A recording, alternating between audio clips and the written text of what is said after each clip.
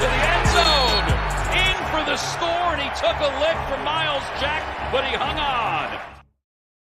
Who Dey Nation, what's going on? It's your boy Ace Boogie. We're back with the live stream. Last week, it was my birthday weekend. I was out of town, so if you were following me on Twitter, you would see that I had said that I wasn't going to have a live stream. So if you didn't get that, that's one of the reasons why. Today, we're going to be covering, obviously, the Bengals versus the Cowboys. This is going to be Andy Dalton's return to Cincinnati. So we're getting ready to kick things off here. We're going to start shortly.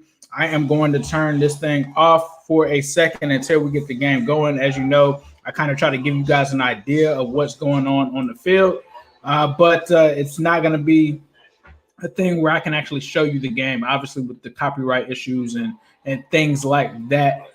So it's going to be the typical thing. We're getting ready to kick off here. So we'll get ready to get started. For those who are here, appreciate you for being here. There's going to be delays and stuff like that. You guys already know if you've been here before how that rocks. And so, yeah, let's get it back together. Hoping that the Bengals personally, if this game hinges on Zach Taylor's career, I hope we lose it. If it doesn't, if it has no bearing on that, then obviously I would like to win this game and beat the Cowboys. But it depends on what things are going to happen. Right now they're showing AJ and Dalton dapping up and stuff like that, so that's dope. He's also dapping up Gio and some of the guys, so it's good to see that. Tyler Boyd is another one. So we're going to get ready to get started. I'm going to turn this volume up just a little bit. Sometimes YouTube complains about that as well, so it may also be a situation where I don't show much of the volume as well. So it looks like it's going to be a kickoff here. Looks like Alex Erickson is taking it here. He's going to get to about the 20 and stop. He stopped there. So it looks like the Bengals offense is going to come and take over. This is an important game for all parties involved. I think even when it comes to even the Cowboys, this is something where they're trying to determine whether or not Mike McCarthy is a one and done. For the Bengals, obviously they're trying to figure out what's going to happen going forward. So Brandon Allen is starting this game.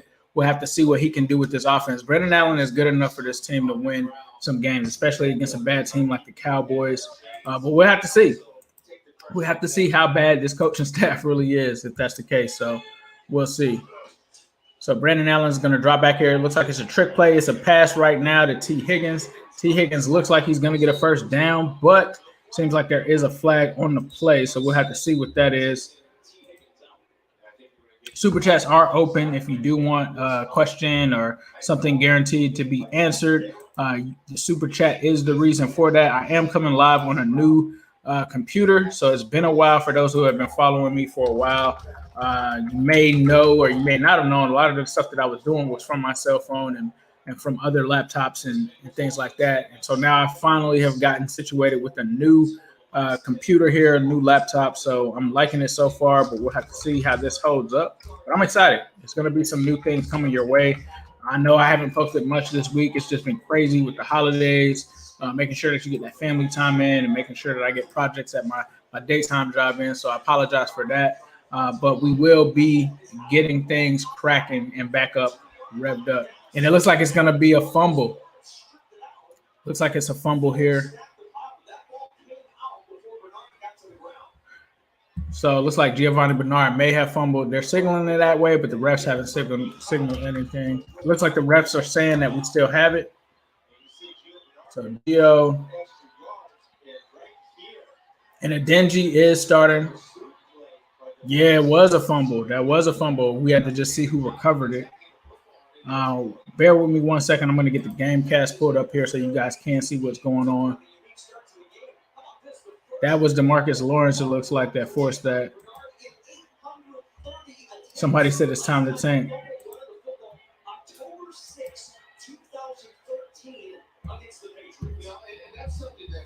So I'm working with multiple screens here. We're trying to make this thing work.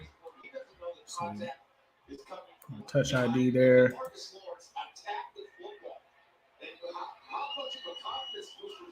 All right.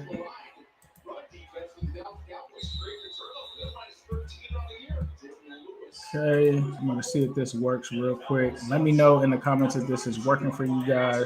Thank you, man. I appreciate the birthday wishes. And it was a fumble. It looks like the Cowboys do have the ball. Andy Dalton takes over. in Bengals territory. Looks like I can see it. My computer tried to tell me might not be able to see it there, so we're gonna have this going. It looks like someone asked which channel is the game on. It's on Fox right now, so please be sure to check that out. Yeah, I don't think a win means anything today either. Elliott is going to get hit. It's a 2nd and 10. Bengals are right there on the run. The Bengals defense has been playing good for the past 3 weeks, I'd probably say. So they're continuing what they have going on. That was Gio's first fumble in the last 830 rushing attempts. So interesting there. So I hope you guys don't mind, but I am going to take some bites out of some of this food during this. Definitely won't be talking while my mouth is full. This is a 3rd and 8, so I'll wait until after this. See if they get this first down or not. Akeem Davis-Gaither is going to rush. Andy's got the pass. It's complete. Looks like to Gallup. Looks like it's going to be a first down there on Mackenzie Alexander.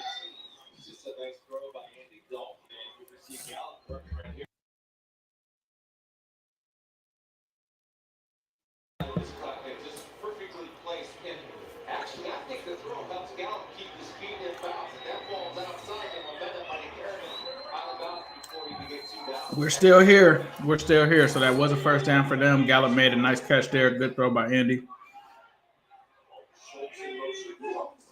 And they are in Bengals territory. So they're right now currently at our 20-yard line, mostly just due to the Gio fumble there. Gives them early field position for them to score. And when I say them, I'm talking about the Cowboys, unfortunately.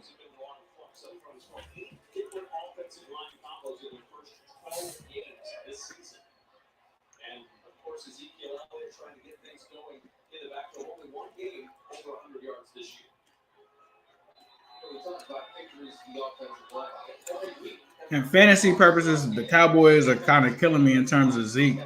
Zeke is killing me this year. Only one game with 100 yards rushing. Looks like it's a completed pass there to, I believe, a tight end. I think his name is Schultz.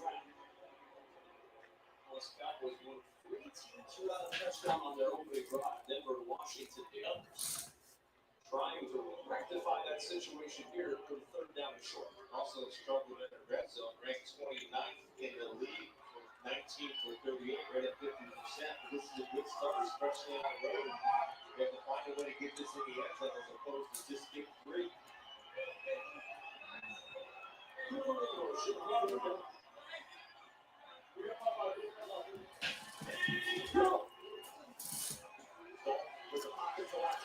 Dalton is sacked.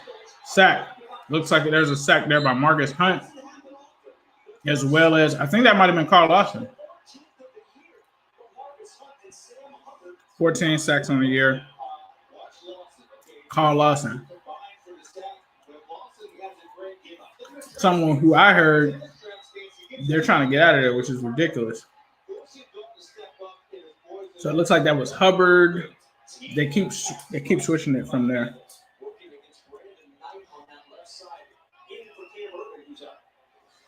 Lawson still tried to finish there at the play, so that's going to hold the Cowboys to a field goal. They're going to go up 3-0.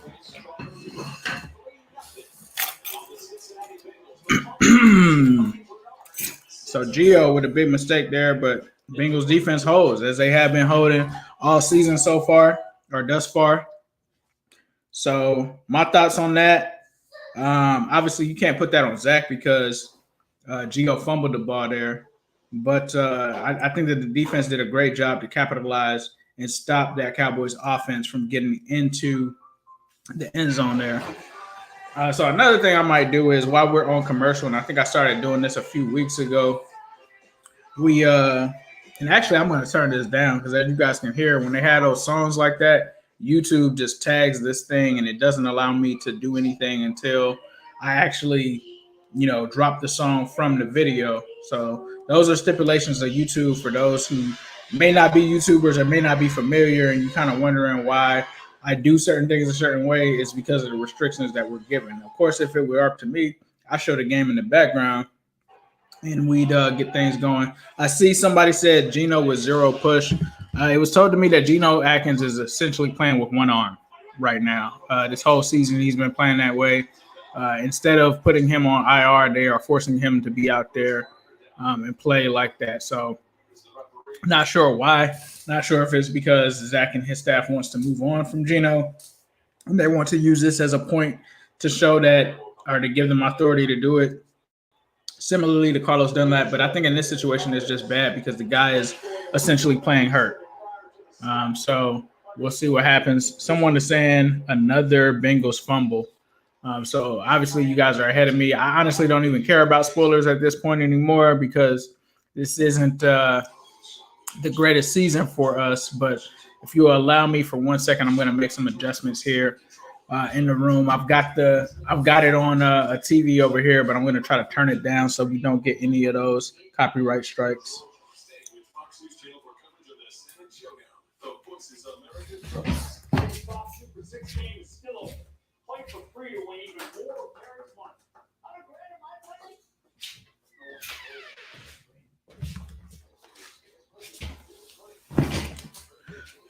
So, at this point in the season, it's almost like what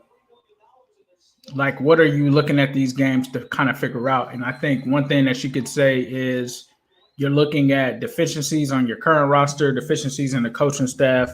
What is it from this team that's going to give you some sense of what can carry over into the next season? And I think these games are better if you have Joe Burrow at quarterback because they're more exciting.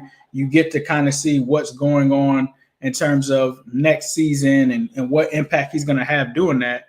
But we're here, you're just getting Brandon Allen. So I think you could probably see, is Brandon Allen a good backup quarterback for this team? I think in any other situation, I think he is. I actually do like Brandon Allen as a backup, but not as a guy that's going to be a serious backup, where if you do have a catastrophic injury to someone like Burrow, that he's a guy that can come in and essentially fill in and do things like that. He also, there's not much of an age gap between them, so it's not like he's a respected veteran. And you guys know in the offseason, that was one of the reasons that I was clamoring for a guy like Joe Flacco to sign, just because he can impart that knowledge of the AFC North onto someone like Joe Burrow, someone who's familiar with the division. And I think that's what he gives you the most. So obviously sometimes this is a live play-by-play, but I think I'm just going to kind of switch this up to kind of just be a stream. And certain times I'll interject with certain things that are going on in the actual game itself. So obviously the Cowboys are up 3-0 right now. But checking out some of the comments here, someone is saying that they feel like Lawson needs to create today. I can see that, but to me, I think it's hard for him to create by himself on that line. So hopefully he can get some help from the rest of that defensive line like we kind of saw on that first drive from the other guys like Hubbard. And Higgins, I think we all know is looking like a stud. You guys know that I love T. Higgins, and it was nothing against Denzel Mims or anything like that, but I always felt like Higgins was on another level. They were still close prospects. But I thought that at some points when people were saying we should take Mims over Higgins, I kind of questioned it. So we'll have to see. We also have to see what they do with A.J. Green. That's going to be very telling to see what kind of targets he gets here. Looks like they kind of want to establish some of the run here. We finally get to see Treyvon Williams. I think someone said that earlier as well. It's good for us to be able to see Treyvon. We haven't seen anything from him. So that actually does make this game exciting, believe it or not, because at my core, I am a Bengals fan. There are certain people that I have wanted to see for a while. Treyvon is definitely one of them. Looks like he may have gotten a gain of 6 yards on that play. So you got a 2nd and 4 here, and you've got a team that has to show certain qualities.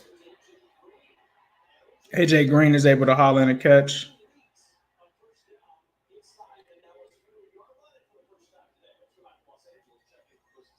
Oh, man. So I was messing around this morning, and fantasy playoffs are starting, and I messed around and forgot to take Brandon Cooks out of the lineup. That is not cool.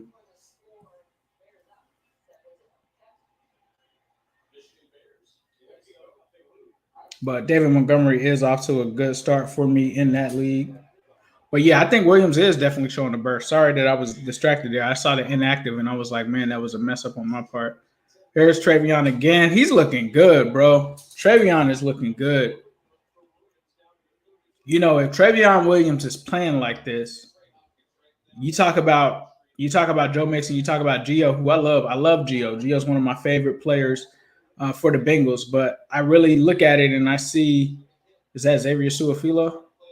Great play by Xavier Su'a-Filo on the offensive line there on that double team to break that hole open. But, from a money standpoint, it makes more sense to keep Treyvon and play him and move on from Gio if that's the case, money-wise. All right, here comes Drew Sample. There's a screen there. He's able to pick up the first down. So Brandon Allen right now, 3 of 3. I think that made him 4 of 4. Bengals are trying to make some moves here, and we'll see what Treyvon can get going. I really like Treyvon, always have. Was always wondering why it took so long for them to play him. Somebody is saying that the whole team is looking better. I agree with that. This is a bad defense. I'm not saying that to take anything away, but I think that this is a great measuring stick to know how good Zach Taylor is as a play caller, because it should be easy to run or to at least score some points on this team. So here's Brandon Allen. It's a play action. Treyvon is looking good, bro. He's showing all that he can do here. He just made a catch out of the backfield. Treyvon is exciting to watch.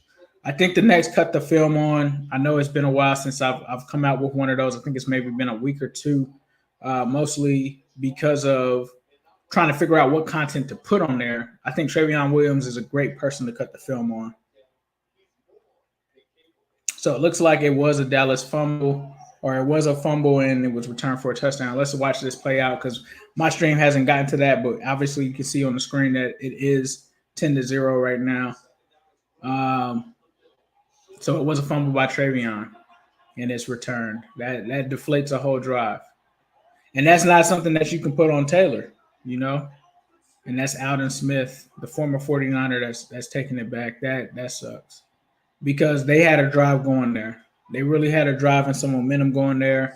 And Aldon Smith picks it up and takes it back. So that's on Treyvon. Not sure what happened there. Let's take a look.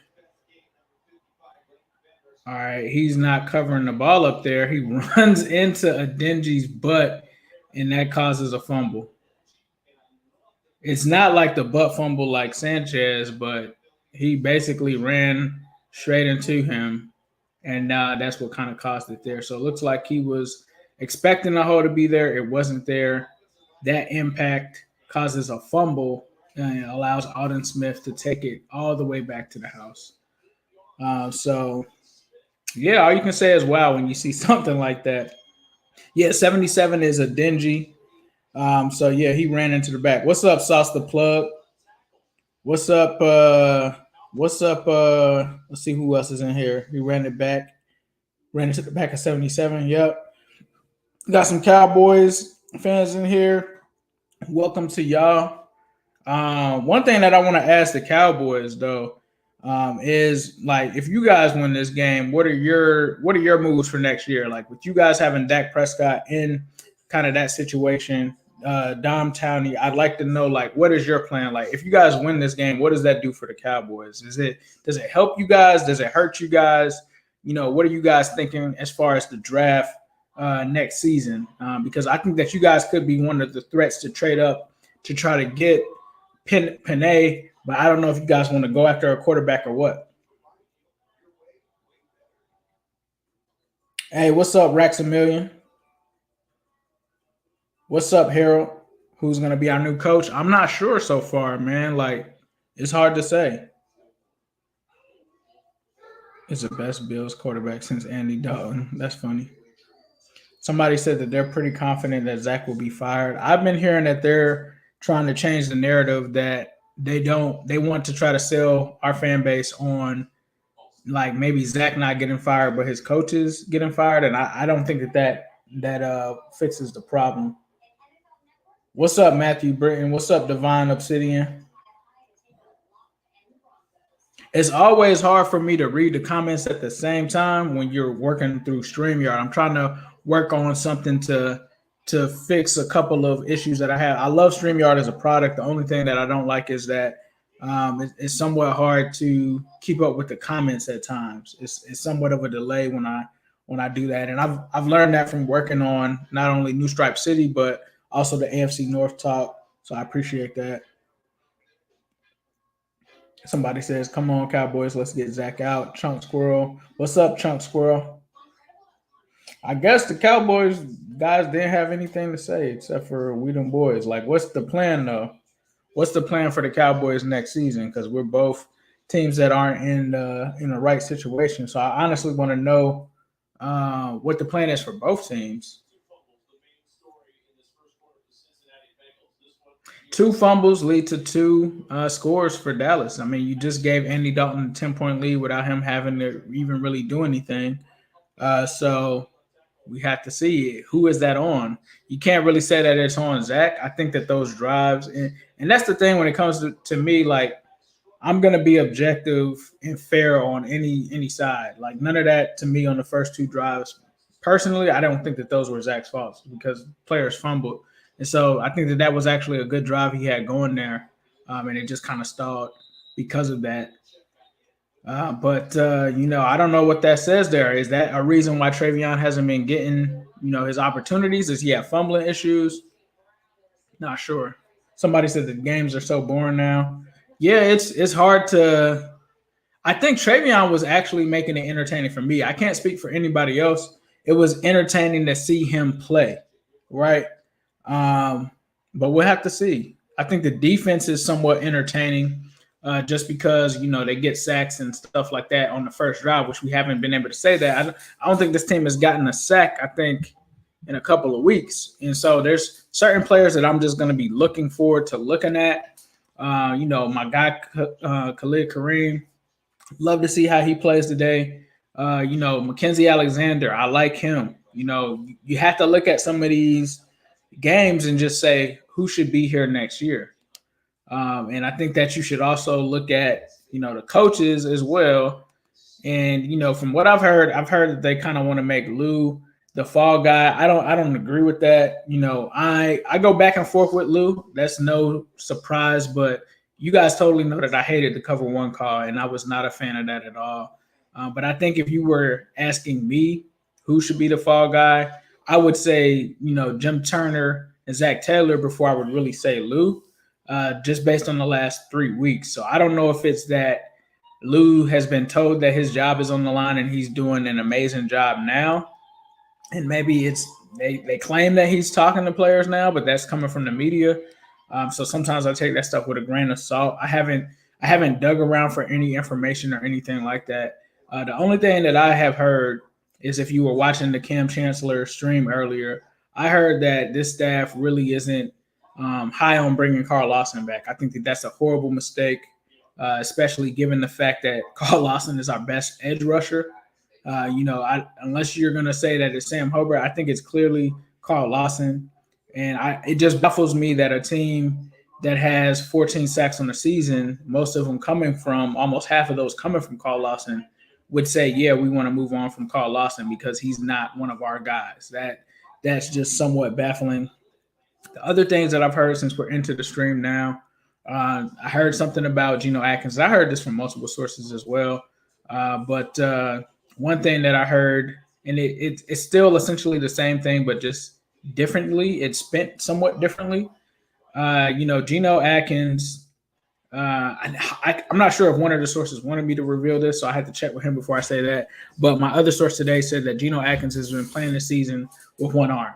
They will not allow him to go on IR and collect his check. They're basically telling him to go out there and play with one arm, which to me, I don't think personally is right. I don't know if it's in an event to try to save money. I'm not going to put that out there and say that it is. It just seems like, I don't know if it's that you're worried that he's going to hit certain thresholds that you'd have to pay that for or what. I don't have the contracts. I'm not going to put out there and make it seem like I know that that's a fact for what they're doing it. All I know is that he could have gone on IR and he's playing out there with one arm right now. So if you're wondering why Geno Atkins isn't Geno Atkins of old, obviously that's one of the issues there. But, I don't know. That's just kind of weird to me. Definitely kind of weird to me. Samaje Perine is back in.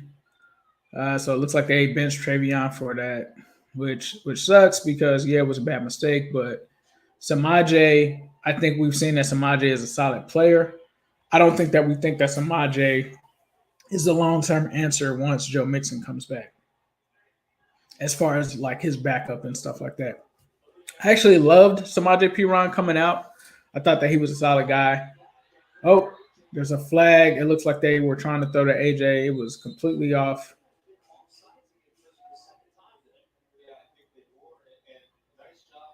And it looks like it was a flag on the play. Yeah, I did see something that looks like they're gonna get the first down. Looks like he's gonna make a play to Tyler Boyd here coming up. But it did. Somebody asked. Barry is asking. The KC guy will go, and I think by KC guy he's referring to Eric Bieniemy, the former Bengal. I did hear that he is looking at Texas, and that makes even more sense because we had Jeff Blake on the show, and he talked about being close with Eric Bieniemy and wanting to get a quarterback coaching position, and using that relationship to get that opportunity to do that. And if I'm not mistaken, I think Jeff Blake lives in Texas, so I could see that definitely working. So it's a 3rd and 2 here before this Tyler Boyd play. So I guess this is going to show me. So it looks like it was a reverse to Tyler. It's kind of a trick play, kind of a little pitch. He just kind of threw it to him. That's pretty dope. Tyler Boyd, I will say, is a guy who continues to play with energy. He has energy. The refs are trying to keep him from getting into it. I love Tyler Boyd. Yes, I agree. The jet sweep is how they should use John Ross because John Ross probably takes that to the house. But I love the energy that Boyd plays with. That's a helmet to the head of Boyd. Leading with that. Tyler Boyd has heart. And these are the guys that you have to have in the AFC North. I'm not saying none of our receivers, the other ones don't have that. But you've got to have that kind of presence or energy about yourself to play in this division because this is grown man football. The AFC North is grown man football. Like we in the trenches with it. Like, I still think about and I still hate Hines Ward to this day for breaking Keith Rivers' jaw. But that play encapsulates what the AFC North is. Even our receivers is out there going that hard. So we got to get more Tyler Boyds and stuff like that. Not to say Higgins. I love Higgins and guys like that, but just not even just at receiver. We have to have more guys who play with that energy. And here's Boyd again. This dude, like, come on, bro. Tyler Boyd is that guy. To be still doing this, it doesn't matter who we have at quarterback. Tyler Boyd is always going to make plays. And I think that was on Van Der Esch there, who's a good linebacker. Some people felt like the Bengals should have drafted Van Der Esch a few years ago. He's able to trip Boyd up there, stop the first down. So now it's a 3rd and 1, whereas probably would have been a first down before that. So obviously the screen that I'm showing is somewhat ahead of the game. I'll just keep that up because I know that you guys probably do want to keep up with the game, and I know I'm not talking about it as much. But there's Perine. He's going to be able to get a first down there.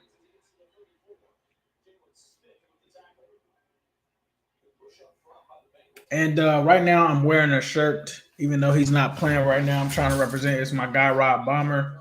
It's the Money Mixing t-shirt. So please be sure to check out his Instagram, Rob Bomber. He's a Bengals artist. Please be sure to check out his stuff. He's got some dope stuff there. Also, my man, Matt Minnick, the coach, he's got a shirt. I'm going to be copping one real soon as well.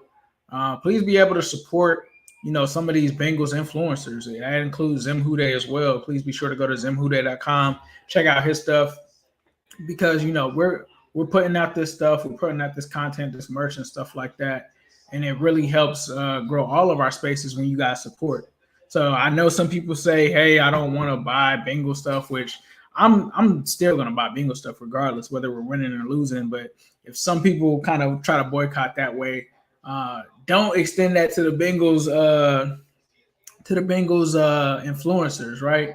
Like we don't pay the Bengals or anything like that. So definitely be sure to check that out. With that being said, though, I do like the dope collab between the Bengals and the Cincinnati based black owned store. I love the the stripes. I think it's Earn Your Stripes or something like that. I'm probably getting the name wrong, but they have some dope merch over there. So I'll definitely be checking that out as well.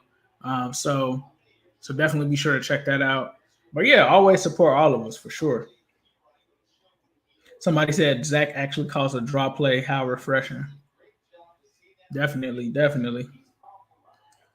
That was refreshing because it's been times where we have been waiting for that, and P-Ron is balling right now. P-Ron has looked good, though. Like, it's no shade against him or nothing against him. He has looked good with the opportunities that he's received.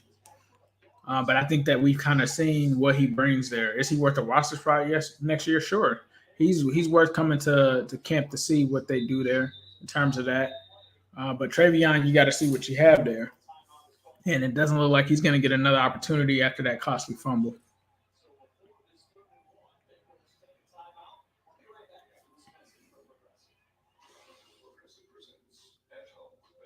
And we also have the Discord going right now. Somebody said, I wish, man, my dream job actually is to be a GM. It really is. It's always been that, ever since I was young. I've always been into the game in the front office, like how contracts work, because I've been that diehard of a fan that I fell in love with like the draft and building teams up and watching what people can do. And just being in that space, it would be dope to have an opportunity to do that. But obviously, I think, you got to make connections and have certain things here and there. I'm definitely be willing to put the work in to do that. But I would love to be a GM for a team just to see what it's like. I understand, it's not an easy job, but there's certain things that you would just want to see, like, are they possible? What would it be like to try to get on the phone with a team and call and offer something for a player such as an Evan Ingram? Like, what would that cost? And so, that would be the dream job for sure, is to be a general manager and have some input on, what direction this team goes in. But we also have the Discord going right now, the New Stripe City Discord. I'm going to be sure to try to tweet that out at New Stripe City. We got some people in here talking on game day. I'm about to go ahead and share that now. If you see me looking down, that's what I'm doing. So I'm going to go ahead and tweet that out. So check my Twitter because I should be firing that tweet off right about now. Yeah, somebody's saying butt fumble 2.0. Yeah, I felt like that was a butt fumble as well.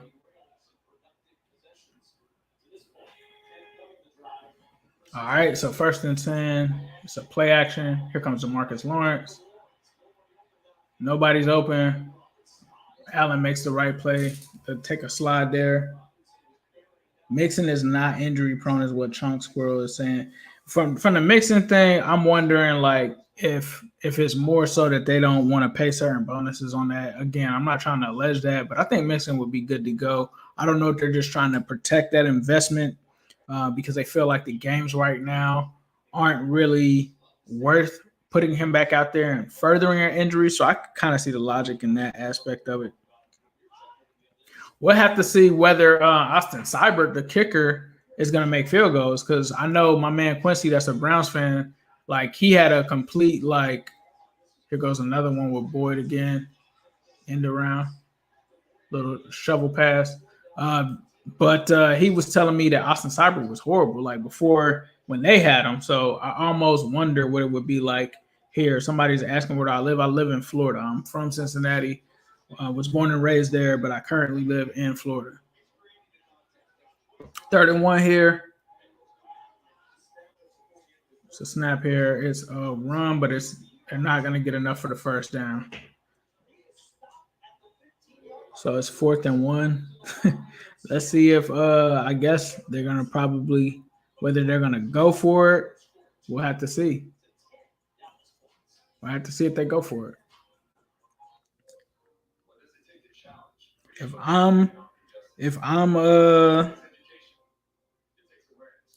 I am Zach Taylor and I feel like my job is on the line, I'm probably going for it in that situation.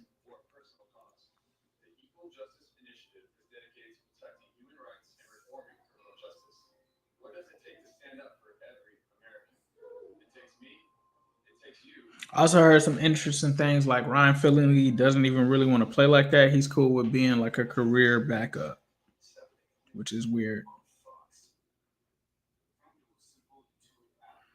Looks like Joe Goodberry is saying that he wants to see the Bengals kick it. And that's another person that you can support as well, Joe Goodberry. Hold on. Actually got some merch of his as well. I'm always supporting anything Houday.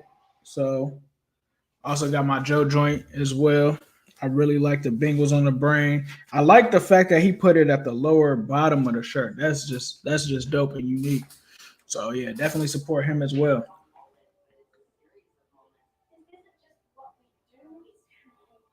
All right, so they were going to commercial on my page, or not my page, but on my stream.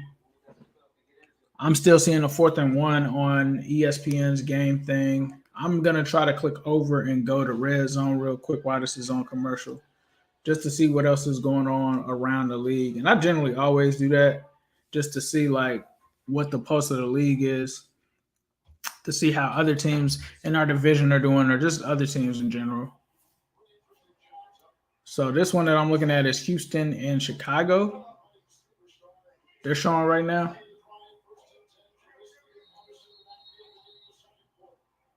Somebody said you get paid for free for being a backup. Yeah, I think Allen looks infinitely better than Finley. Finley is complete garbage. He shouldn't even be in the NFL. So somebody said they fumbled again. Somebody's being funny. Brock Osweiler. Why is Austin Seibert the starter? Because Randy was trash. All right. So they actually just brought in the Bengals game here on Red Zone to the side.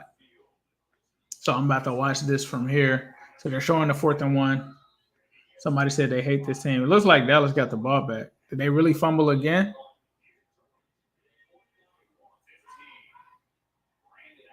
All right, let me see how this fumble happens.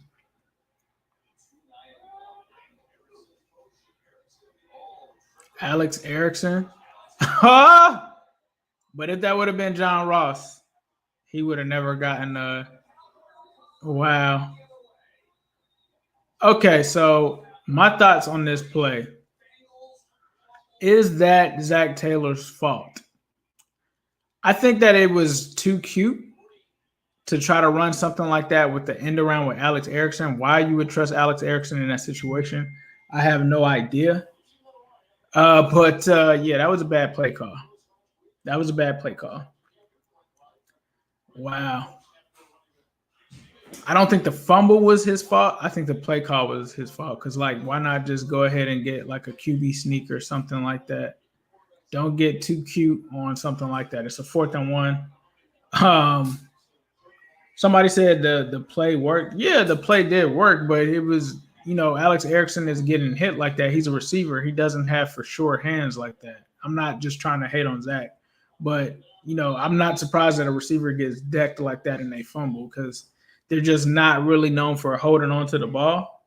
But, yeah, I mean, it is ridiculous. I get it. 3 straight fumbles at any point. But you guys heard on those last 2, I didn't think that it was on them.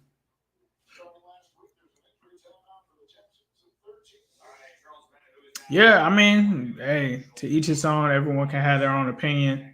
I just think sometimes when you try to get too cute on 4th and 1, you kind of open yourself up to that. I think we saw it last week. I think it was the Steelers or something like that. They tried to throw the ball on 4th and 1 to like a running back or something like that, and he missed the catch, and that ultimately lost them the game. So,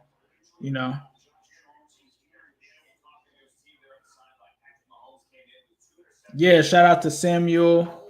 I don't want to say your last name or murder that, so I appreciate that. It's definitely on Erickson as well, but it's I don't know that one. I'm kind of looking at both of them with that one because on 4th and 1 I wouldn't have expected that. Yes, he did eventually get the first down, but the fumble kind of negates all of that.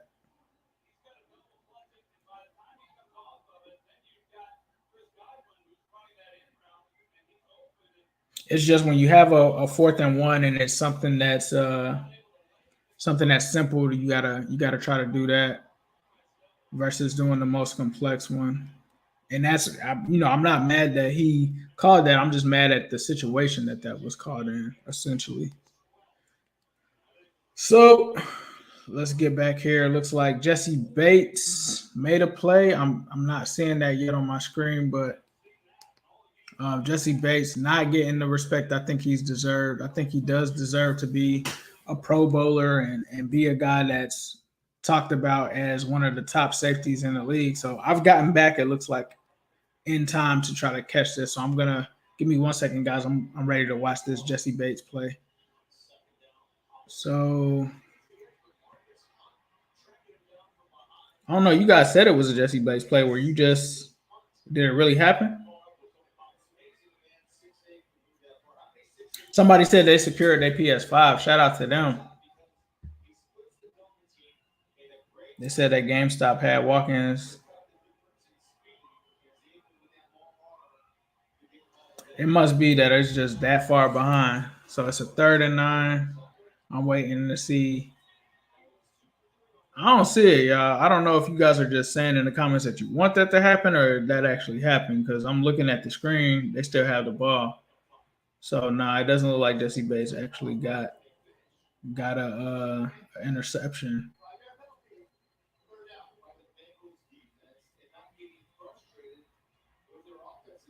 Oh, somebody said that he was a beast because he was around the play. Oh, yeah, Jesse is always around the play.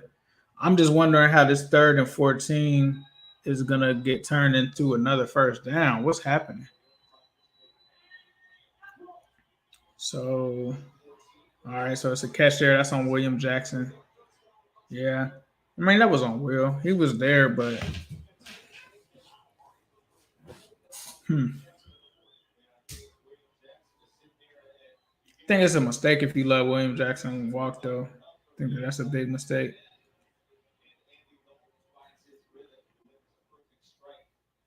Andy, yeah, that was just a good throw by Andy. Andy is 5 of 6 for 42 yards.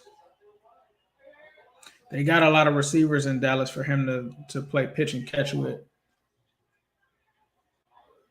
Oh, come on, Pratt. You got it. Pratt was there in the backfield. Mike Daniels makes a good stop, though. I actually like Pratt, man. I like Pratt a lot more than Josh Bonds. Josh Bonds is like never there to make a play, or he's always getting blocked by someone.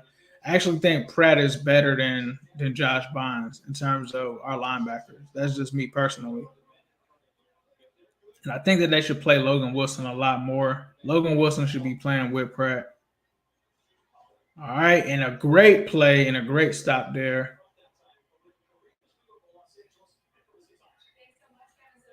I think that was Khalid Kareem. Why isn't my dog playing more? He makes a play and then they take him out of the game. I don't get it. Dolphins are up against the Chiefs. That's crazy.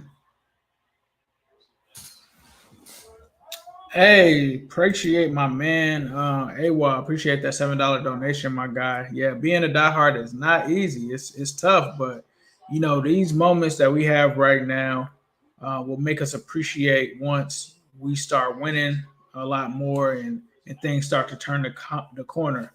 Somebody's asking, do I watch college basketball?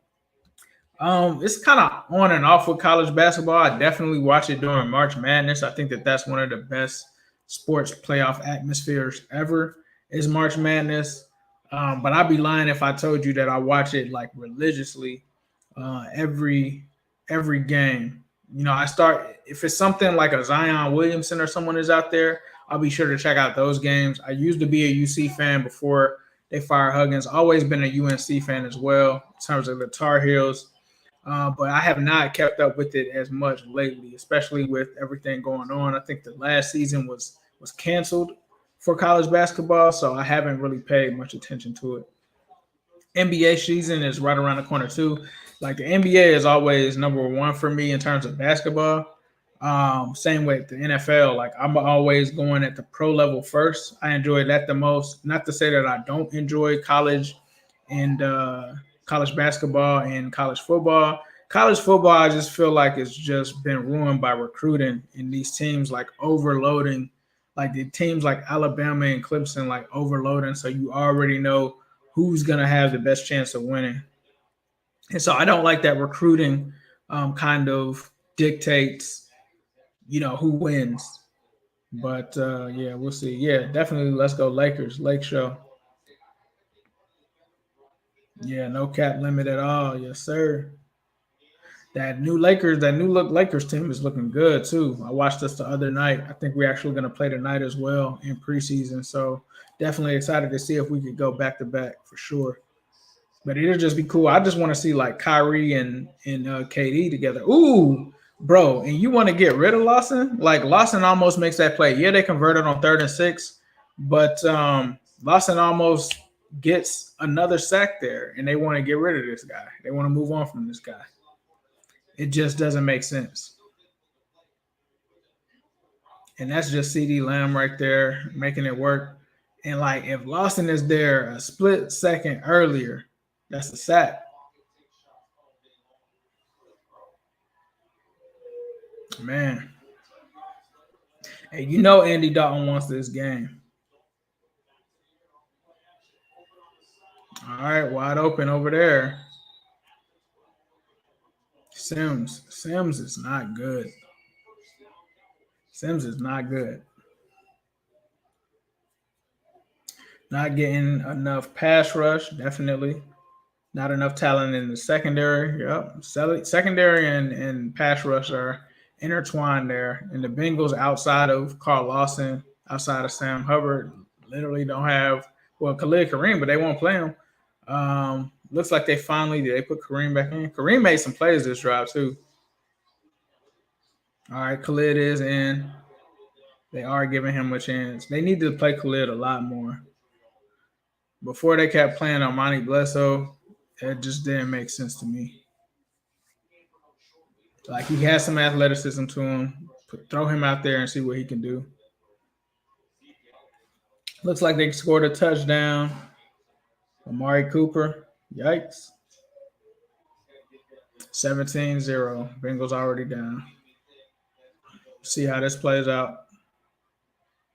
So they took Kareem out. They threw Hubbard in. And it looks like they also put Hunt in. Oh, yeah. That's on Sims. Told y'all. So, like, if you walk away from William Jackson III, that's what you're going to – I'm not going to say that that's what you're going to have. But if you don't have a good enough corners to really be there and have that number one on him, that's what can happen. Somebody said the spoilers are killing them. They said that the Cowboys really had the ball for 7 minutes. Yep, people just be picking on Sims. It's that easy. Just throw at Sims. So, another hard game for us to judge on whether this is on Zach Taylor or not. All the fumbles, a 90% chance that they're going to win this game. Offense has been able to move the ball like someone is saying. It's just been weird because outside of those fumbles kind of messed it up. You turn the ball over, Andy out here selling out, throwing this thing up. Whew, nightmare season continues. All right, let's go back to red zone here. Give me 1 second, guys. Yep, they're making Andy look like a beast.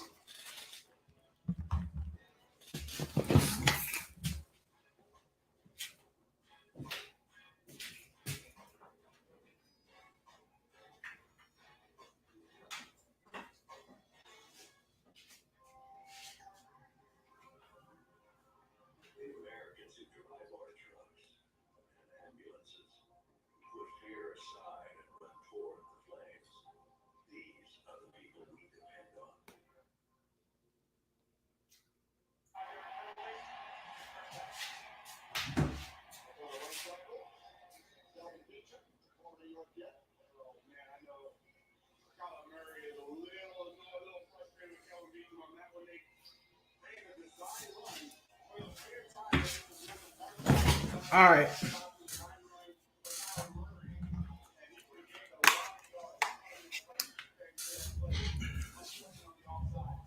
They said Andy is a made man right now.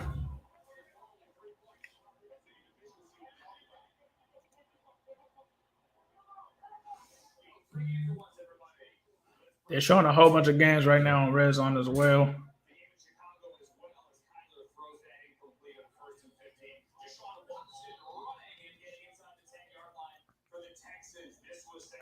The Bengals they're just not there right now. And it's a combination of coaching, personnel, and just the identity of this team, man. It's just, what is the identity? What is the culture? I wouldn't say that we should have kept Dalton because we saw what Dalton had to give us last season, and it was 2 wins as well. I don't think that it's necessarily a Dalton problem or issue. I think where the Dalton thing came from is once this became a league where the quarterbacks ran the league, the issue was that could Dalton give you what someone like a Pat Mahomes or someone established. Let's not even say Pat Mahomes, but a Lamar Jackson or a Ben Roethlisberger. Could he go out and uplift his team regardless of the talent around him with a lot of the injuries? And the answer was no. But that's not to say that Zach was the answer either. But if we kept Andy Dalton, I don't think that it changes anything either. Like at that point, do you even have Joe Burrow out there to have all of the success that he had this season until his injury? Yeah. Why would Penny refuse to come here? Somebody said if I'm Penny, I would refuse to come here.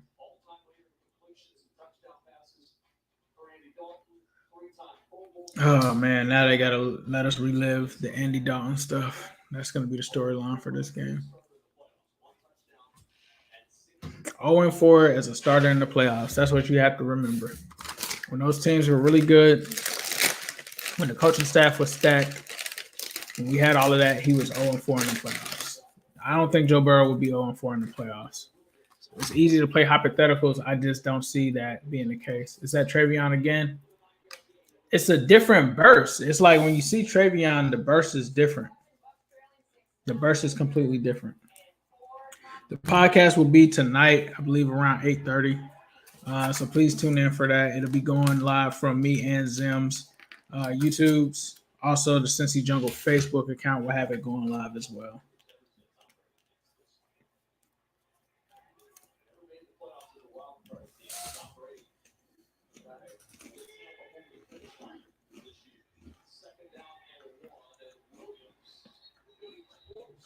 Treyvon is falling forward too.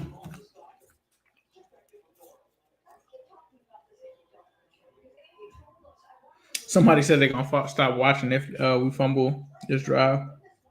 Appreciate that, Stefan or Stefan. I'm not sure how to say that. Appreciate you being there, man.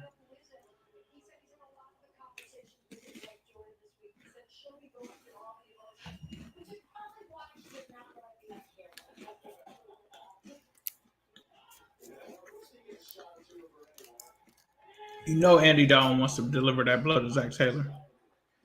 Oh, great fake there by Brandon Allen.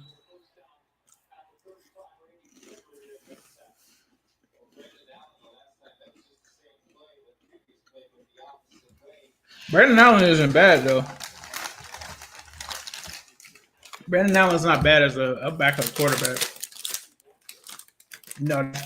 I think that first week was super rough where he only had like 50 passing yards going into the fourth quarter. That was rough, but he's not that bad. He actually gives them the best chance to try to win.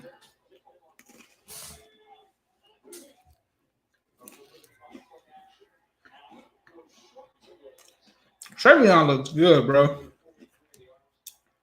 He looks good. Like it shouldn't have taken this long for us to play Treyvon.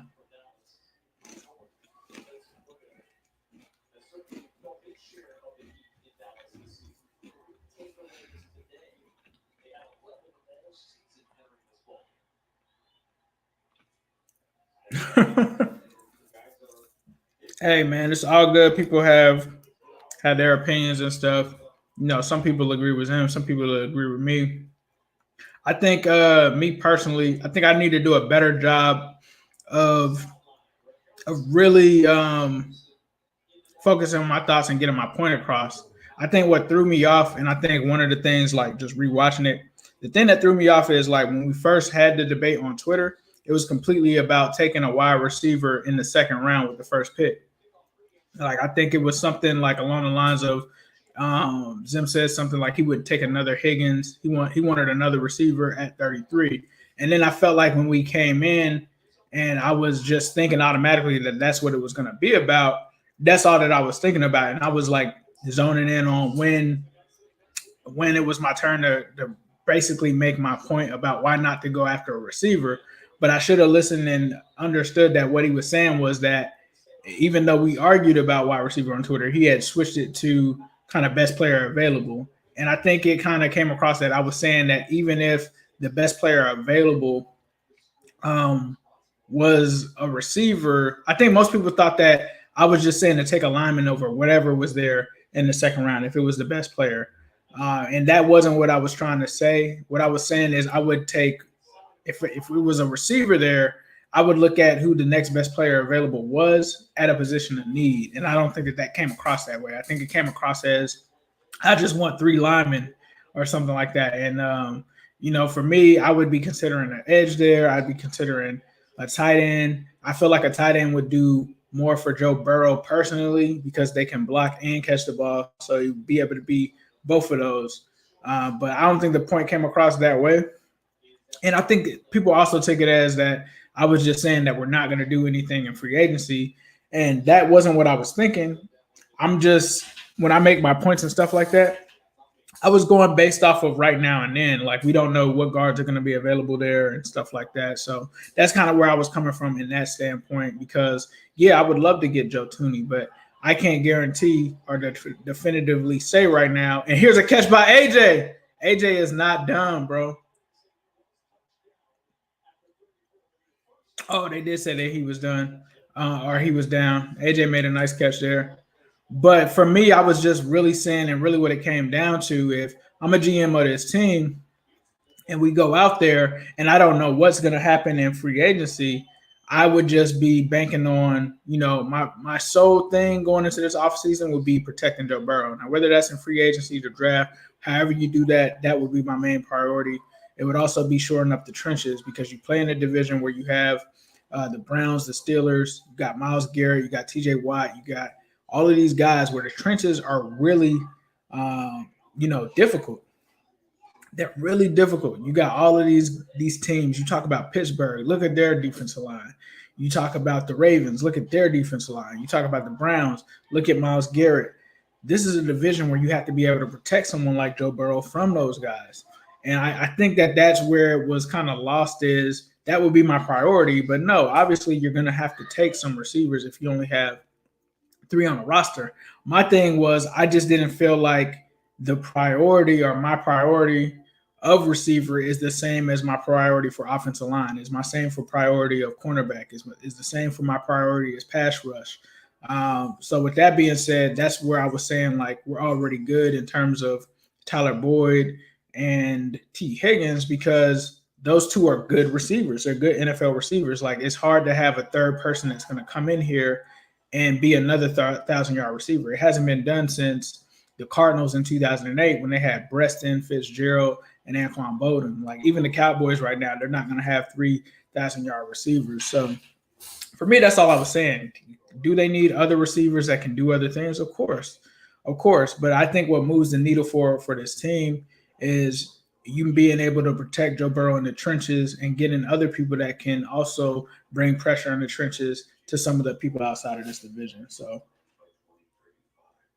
that's where it kind of started. But I blame myself as well for being all over the board with that and talking originally and like some of the things that I was trying to say at the beginning. And that's why it took me so long because I had notes and stuff like that.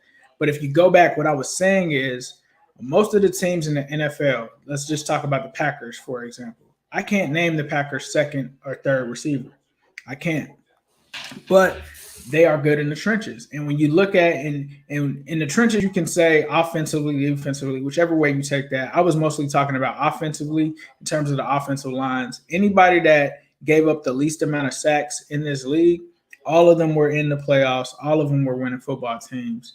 And to me, that's what I was trying to kind of say there. And I was saying that with the Bengals having the receivers that we currently have, we were still ranked in terms of receiving yards in the middle of the NFL. So it wasn't like we were at the end of the NFL or anything like that. So that's what I was trying to kind of say there, but it just was all over the place. And here's another run from Treyvon. This is looking like a good drive for the Bengals. It's good to see AJ get involved. It's good to see Treyvon get involved. But whatever your philosophy is, that's what it is. And so for me, I was saying that this team had too many needs to go best player available. Like some people feel like you can't go best player available if there's so many holes that you don't know. You know, I don't think that quarterback is a hole. I don't think that wide receiver is a hole. You know, I don't think that your free safety position is a hole because you got Jesse Bates there. I don't think safety is either because you got Von Bell, who's solid. So there's certain positions that I would look at. And, yeah, of course I would consider certain players there. But there's other players and other areas where you can't do best player available because you have so many holes. And so for me, I think teams that can go best player available, they don't have many holes. And you don't have to go best player available every round, but it just depends what your philosophy is. For me, I want to kind of try to build around the trenches to establish some success because it hasn't just been this year where I felt like that. It's been the past 5 years. And with them not really building upon that, it's really hurt this team. Really hurt this team.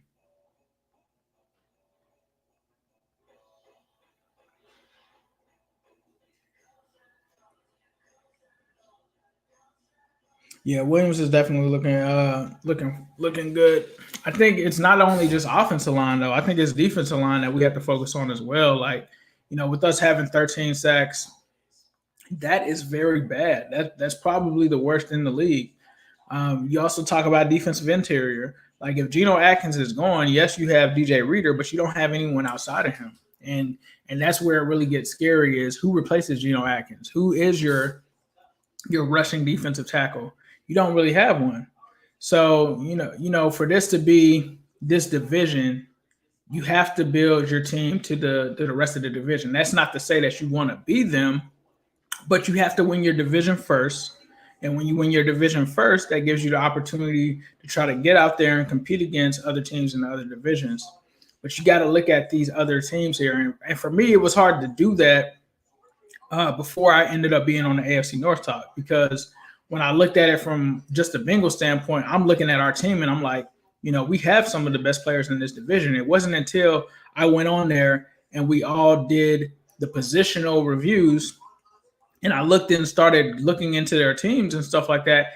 And I'm like, there's a lot of spots that they're better than us. You look at Pittsburgh, say, for instance, they've got Bud Dupree. They've got TJ Watt. TJ Watt is the NFL. He's in the running right now for NFL Defensive Player of the Year. They got Stephon Tua, who's having a monster season. They got Cam Hayward. They've got, that defense is built. They got Minka. They've got good corners there. There's no weaknesses really on that Steelers defense. Then you flip to their offense. They've always historically had a good offensive line because that's what they kind of build from. Even their worst version of a line is always still good. And then you got all of the receivers there, which the Steelers, they never pick first-round receivers. They never pick receivers in the first round.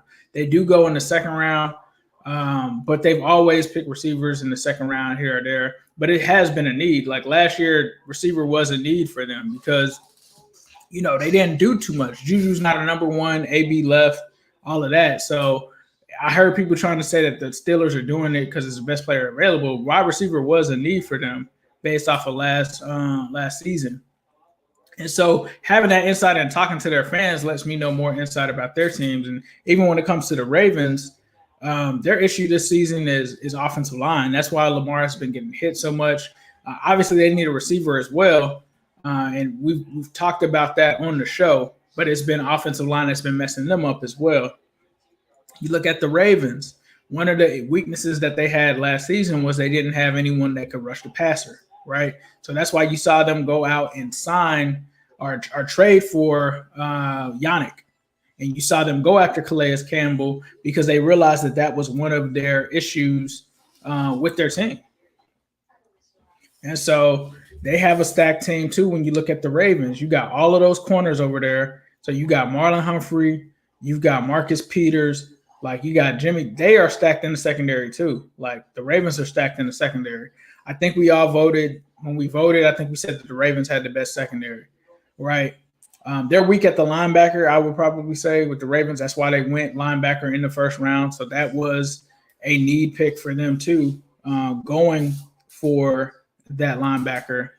But you look at it from their standpoint, they don't prioritize receivers like that. They've got Hollywood Brown. They've got Snead, I think. They've got Marcus Andrews, who's really like low-key their number one receiver. But they don't – it's a different offense, right? It's a running offense, but they actually have been trying to pass more this season, and it's not working out. And so you look at the Ravens, you look at all of their players, and you look at ours. So when you go by group sets, they gave them the edge on quarterback. You got to give them the edge somewhat on running back because they're one of the top running offenses in the NFL. Wide receiver is their weak point. So you can say we've got better receivers. You look at tight end, they got the better tight end because they got Mark Andrews, probably the best tight end in the division. Then you look at their offensive line. They got a better line than us. But they've had some injuries this season that has hurt them. So if everyone's healthy – and you're comparing lines, then you're going to side with the Ravens. But recently they've had a lot of injuries and had guys banged up. I think Stanley, he's banged up. But even with that, their offensive line still is better than ours currently. And then you look at their defensive line. You know, we try to hang our hat on, and at the time I hung our hat on Carlos Dunlap, Geno Atkins, and Carl Lawson and Sam Hubbard. And they respected those guys. But when they talked about guys like Calais Campbell and Brandon, like they were right there. I think they still gave us, I think at the time, second or third. Or no, I think they gave us third. They made us the third in the division when we all looked into it. And at first I was angry because I was like, you know, Myles Garrett alone cannot make the Browns defensive line better than us. But Myles Garrett is about to be defensive player of the year. Like there's nobody on the defensive line for the Bengals that you can say is even in that realm. And so like I used to say DJ Reader and stuff like that. But, you know, DJ Reader isn't Myles Garrett. He's a very good player, but he's not on that. And here's AJ with another catch. And he's getting into this Cowboys territory. And that's when it was just an eye-opener for me. When we looked at several different areas of teams, and the Bengals, the best one that we had was wide receiver. Like that was the only one where people gave us any kind of credit. Oh, that was a horrible pass to AJ. Tight end, you know, obviously the Bengals are probably worst in the division, or not probably. They are worst in the division when it comes to that. It's just nowhere in this division where we have any hope outside of wide receiver and quarterback. And that was the only one at the time. Joe Burrow was a rookie, so they still were worried about him. But we gotta fix this team. Gotta build it up. Gotta get better. And hopefully, you know, we see how this plays out. But we definitely have to score right now. I don't know how. Okay, it's 11 seconds there. We gotta score, man. Like we gotta score before the half. What's going on? That's a horrible triple coverage. I don't know what he saw there.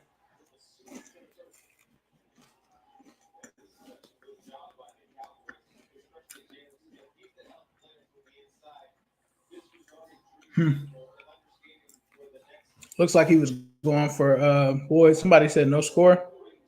Yeah, Simple does not scare defense coordinators whatsoever. He doesn't.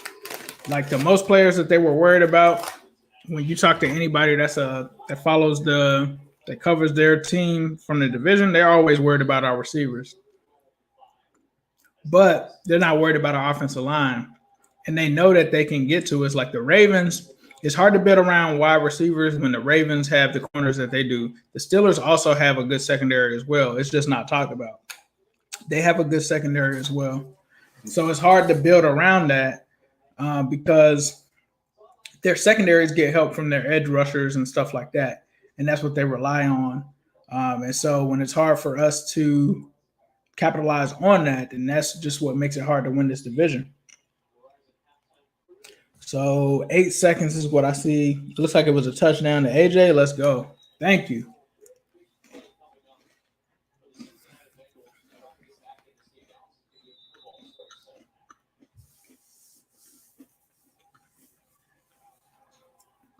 No, AJ Green is not done. He's not done at all whatsoever.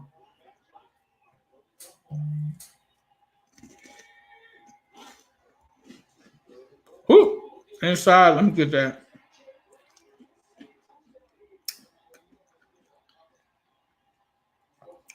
AJ Green, definitely not done. Yeah, Brandon Allen he's not a bad quarterback. He's not a bad backup. Like if you watched him when he was in Denver, like he's a solid backup. Whoop. That was a nice pass there.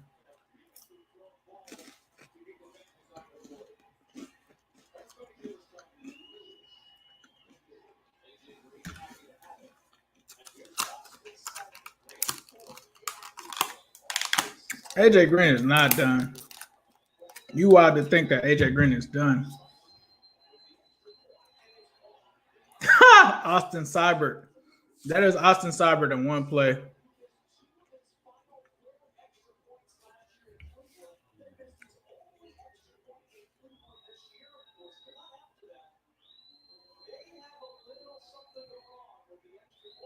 Yeah, man, that's Austin Seibert.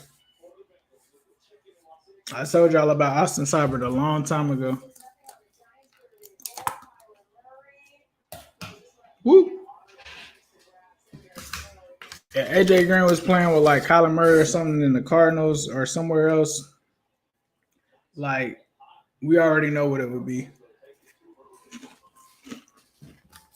I'm not saying he's going to be top 5, but I'm sure that AJ would be like a top 15 receiver. Top 10, top 15. To actually be somewhere where he actually has time to run his route and for that to hold up, it would be a totally different story. Yeah, he's definitely going to go somewhere and win a Super Bowl somewhere. Who knows? How many yards AJ had this season? How many yards did like anybody had this season, really? Like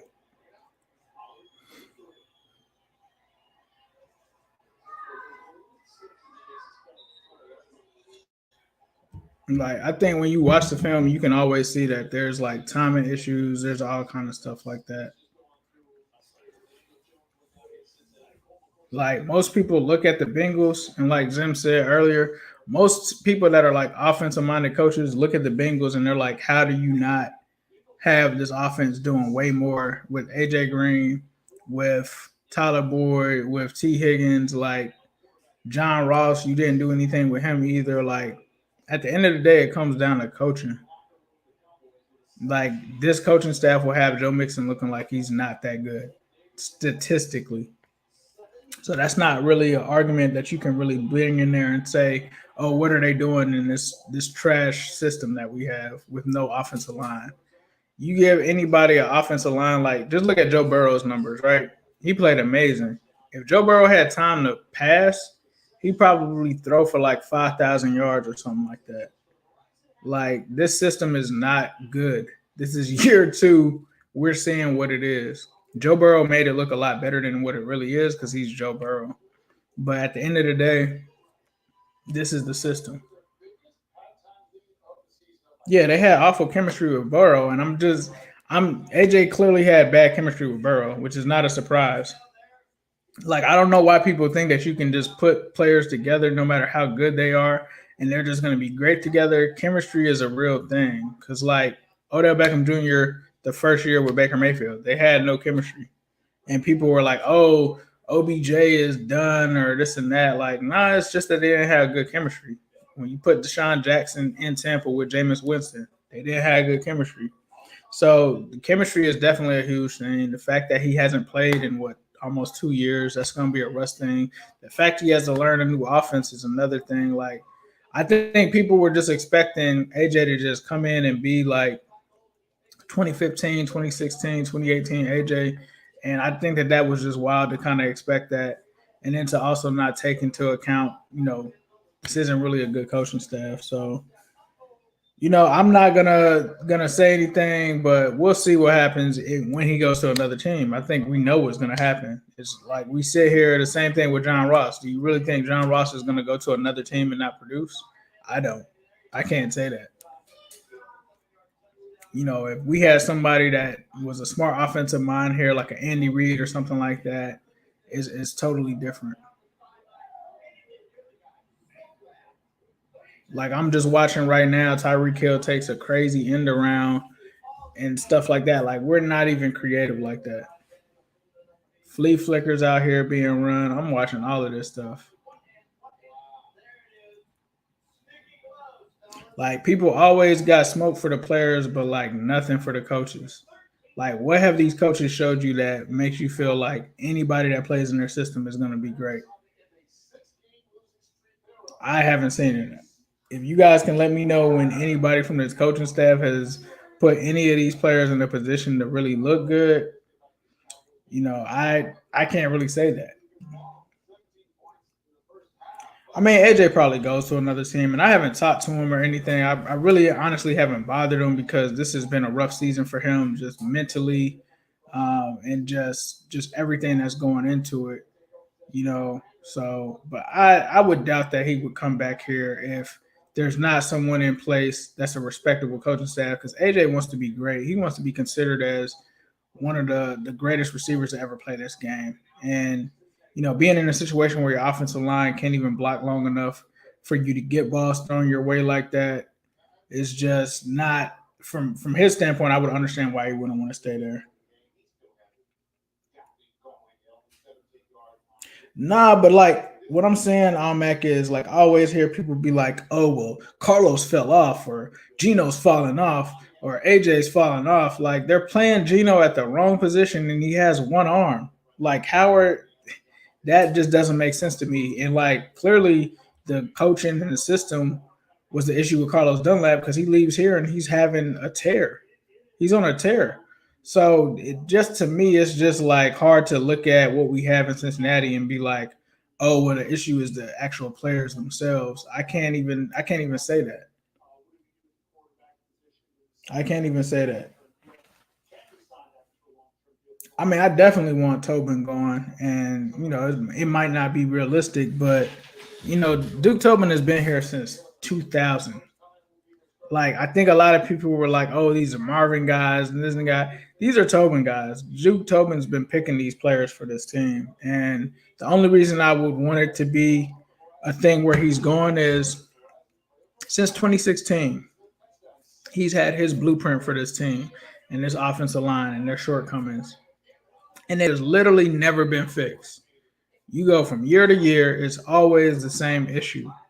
It's an issue that ends up causing your first pick in this draft, who luckily you were able to get, to be affected. Like, it should never get to that point where you have failed to address the offensive line so much over a period of 5 seasons that you've lost, by the way, which I don't think that's ironic, but it's still next year will be year 6 of us fixing this same problem.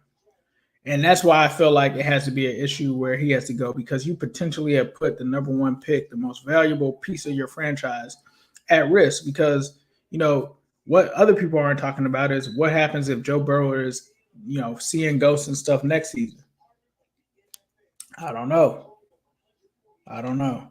So I think Tobin definitely deserves some blame because he picked Zach over other coaches, which that's what. And I kind of threw it out there. I threw out that we should go after the guy that the Browns fired. That's what got him fired. It wasn't the players that he brought in. It was the fact that he wanted to hire Freddie Kitchens over Stefanski. That's what got him fired. Duke Tobin was the one that wanted to hire Zach Taylor. And there's just a whole bunch of things that Duke has done over the years to put this team in the position that they're in. When you talk about, letting Andy Dalton play here forever instead of figuring out what the solution was when it clearly wasn't working out, it's just always to the point where we have to wait until things get as bad as possible for the light to come on. And I just don't understand that part of it. Yep, should have promoted Zimmer. That's another thing. You know, yeah, he hired Zach over Eric Bieniemy, man. Like I just somebody has to take the blame for these moves that happen. And I think it starts with Duke Tobin. I don't think what he's done over these past couple of seasons has been good. And I think a lot of people forgive him because yes, this was a good draft that he just had, but it also, neglected it. Can you say that it's a good draft if you still have a big issue with the offensive line? I think the players that they got were good. They didn't address offensive line and free agency like that. Suafilo, if you want to consider that addressing it, fine. They didn't address it in the draft until the 6th round. And, you got to look at all of the things that they've done when it comes to this. And it just hasn't been a situation where they've really addressed it. If it's really that important to you, if you really want Frank Ragnow, and you know that Frank Ragnow is the guy, you move up in the draft to get Frank Ragnow. You don't move up in the draft to get Ryan Finley. And, that's just – it's the mentality of what they've done and what they think is a priority. And they try to sell everyone on, you can't go to Walmart and pick up a right tackle or offensive lineman. But at the end of the day, they are the reason that the offensive line is what it is.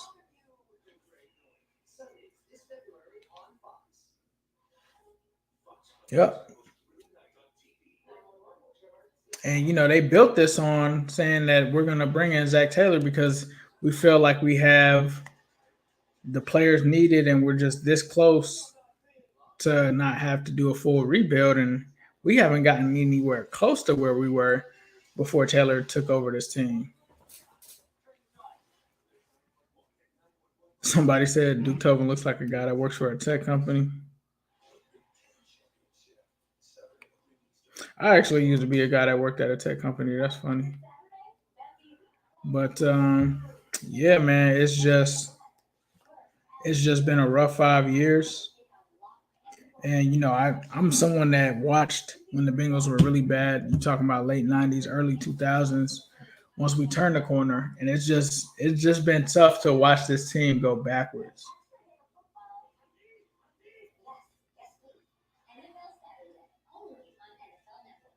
In your opinion, what is the second best league in the world in basketball? The Australian or South American or Euro League? I'm not sure. I don't watch the rest of the basketball leagues outside of America, but I am for sure and for certain that the Euro League definitely has some talent. And, basketball has become a global sport where there's a lot of talent all over the place. You talk about Luka, you talk about Greek Freak. So I'm sure that they have some good players out there. I'm just not familiar with when their season it happens and all of that. Yeah, I'm just tired of the wrong moves being made, man. I think a lot of people give them a lot of excuses, like even linebacker. Like it took them 4 something odd years for them to try to make some kind of meaningful moves at the linebacker position. And we finally got that this year, but it's always just never seems like a sense of urgency to get things done. And it always seems like they're bumbling or fumbling any situation that could be of something that would give them an advantage for this team. And I feel like that has to fall on Duke. Like even if it's that you feel if you're on the side of you should move on from AJ Green and all of these older players, then why didn't you do it last season? Why didn't you trade them last year? Why didn't you trade Andy Dalton? Like, why didn't you trade any of these players? Why just let them sit here and rot? Like Sean Williams this year, what you didn't play him. So what's the point of having him if you weren't going to play him? Those are mind-boggling things that I don't understand from this front office, and it kind of upsets me that people are thinking or predicting that they're going to do something logical when they've never done anything logical. They never have. Logic told you should trade AJ McCarron after 2015. His stock is never going to be higher. You know what the Bengals said? They said, no, we're not trading him. Does that make sense to you? You could have got a second or a third round pick for AJ McCarron. Somehow they messed up the trade to the Browns. I don't know how that happened, but the Browns thing happens, right? And it's just all of these situations where you see the writing is on the wall, but it's like things don't get addressed, changes don't get made. Just like right now with Zach Taylor. Nobody in the NFL, talk to anybody that's not a Bengals fan, they are baffled with why he is still hired right now. Why does he still have a job? Nobody else around the NFL is on his side of, oh, those are just Marvin guys that haven't bought in. Literally nobody. This is another situation that they're going to drag their feet on, and we have to watch a team lose games, furthering themselves from the playoffs, kind of implode on themselves because, let's get rid of Dunlap. Let's get rid of Gino. Let's get rid of all of these guys. Okay, who are you going to replace them with, though? We don't have a replacement for Carlos Dunlap. We shot ourselves in the foot doing that. We weren't ready for that.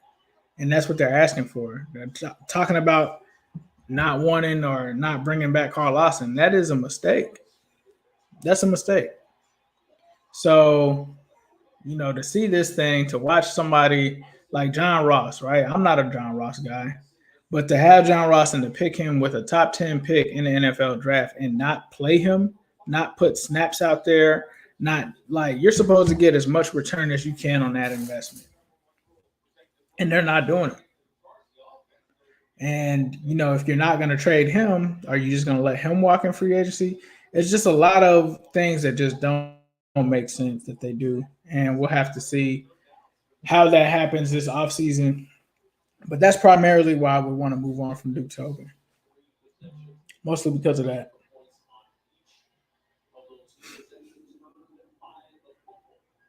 So it's a kickoff return here.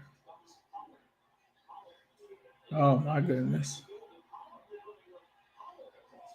So almost was returned for a touchdown almost. So, and that's my thing. Everybody's like, oh, they're not Zach guys. Jesse Bates isn't a Zach guy. Are they going to get rid of him? Like, some of the players that were picked were good players by Marvin Lewis. Say what you want about his regime and stuff like that. They picked good players. And I know for a fact Marvin Lewis's big issue when he was on his way out is that they wouldn't fix the line. He was arguing with them about that. The linebackers are bad. They're still they're not as bad as they were last year, but it's not a strength. Not a strength at all.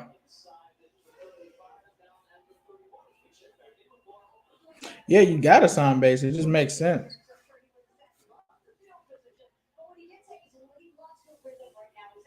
It's just, man, it's tough to watch these games, bro. Tough to watch these games.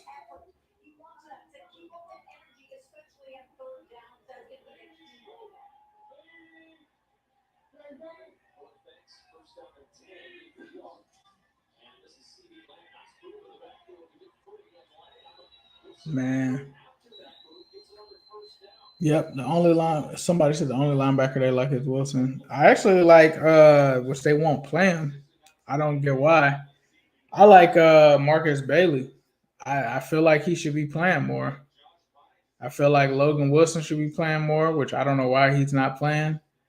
Yeah, man, Akeem Davis-Gaither I think should get a shot. More of these guys should be playing, man. We've seen mostly Bonds and Pratt the whole year. And Bonds, to me, hasn't played good or well enough for me to warrant not playing those younger guys. Somebody said it's hard being a Bengals fan. Yeah, it's tough. It's tough. I think being a Bengals fan has you looking at stuff like the draft and free agency and and what can be done to fix this team.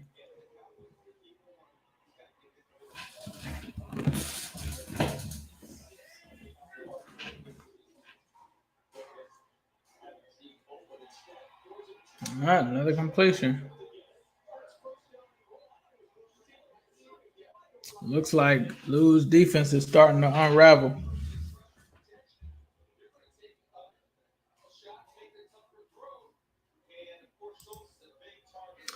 Chicken Genius says, appreciate that, bro. Appreciate the super chat. Ace, what are your thoughts on giving William Jackson third extension? Yeah, I would definitely give him an extension. It should have already happened. He's our best corner. Corner is a premium position. Like, you're either going to have to pick one in the first round, like early, top 10, top 15, maybe top 20. It gets kind of shaky there. It's not something that you can really just sign in free agency because it's an expensive position. So for me, I definitely would extend William Jackson III because that keeps you from having to use so much draft capital at the position. It's hard to not bring him back because look around the division. You got Odell Beckham Jr., you got Jarvis Landry, you got Higgins, and all of that in Cleveland. And then with the Steelers, they got, 4 receivers, almost 5. Would not make sense to not bring William Jackson III back. So we'll have to see.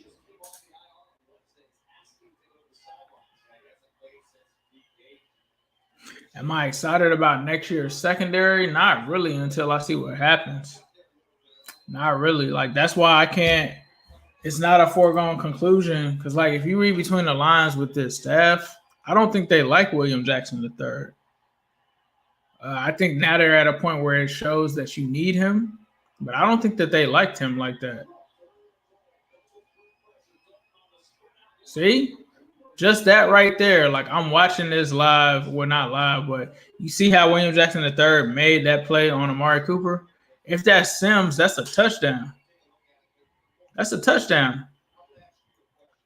You're possibly looking at it being 24-7 right now. Because he's on Amari Cooper. He's a number 1 corner on a number 1 receiver. So, we'll see. Got another super chat here from Alonzo Ars. How do you see the Bengals' future going? I can't see how it's going to go, honestly. I can hope that it's going to go well.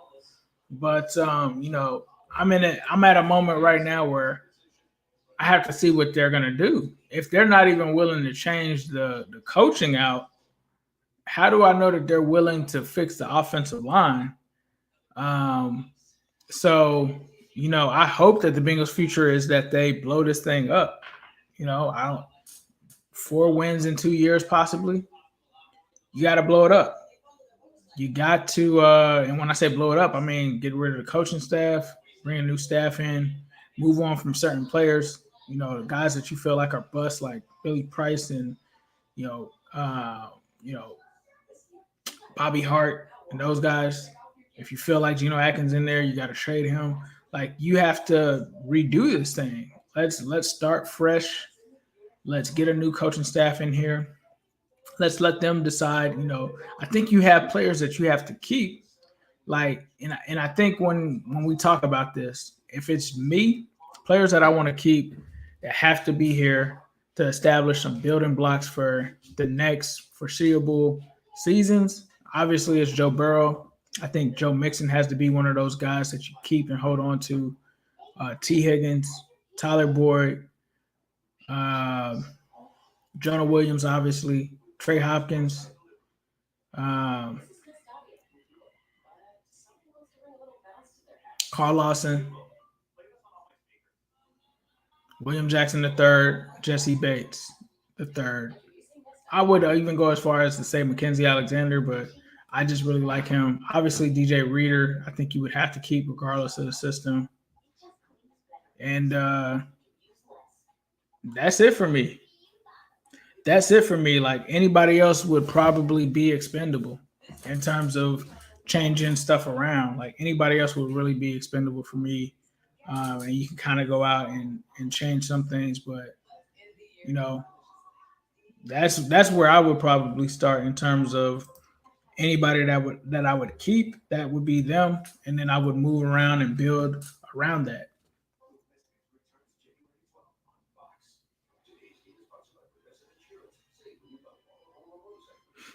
Somebody said Trey Waynes. Yeah, I mean it's easy now to say like it's gonna be William Jackson the third, Trey Waynes and Mackenzie Alexander and Von Bell and Jesse Bates, but that's not guaranteed. Like if William Jackson goes into free agency and someone offers him more than the Bengals are giving him and they sign him, then that's automatically gone. He is a free agent.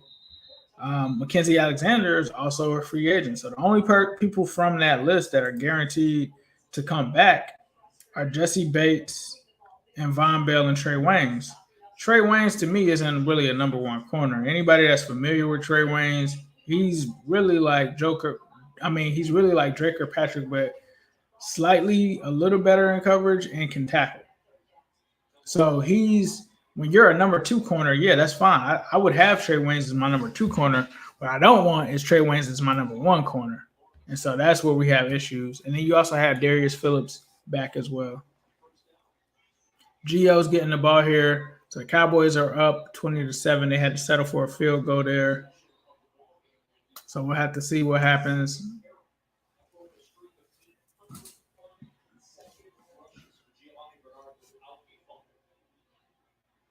When somebody says Higgins has been quiet, I'm assuming they're talking about T. Higgins.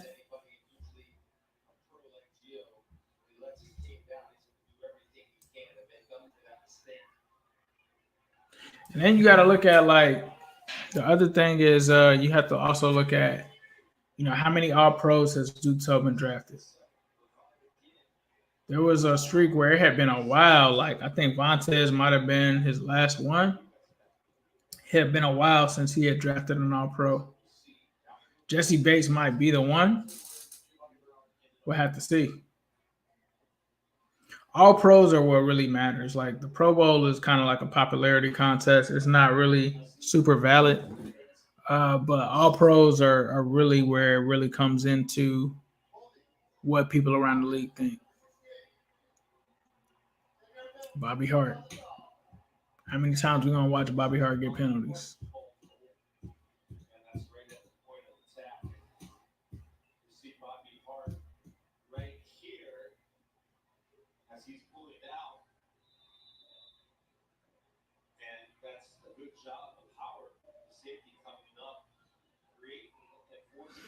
Man.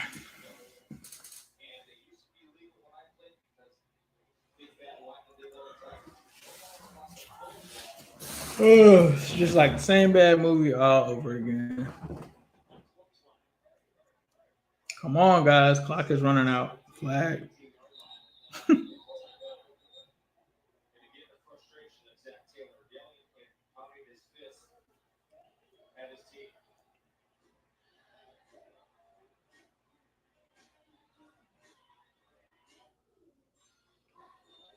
Man, this team, man.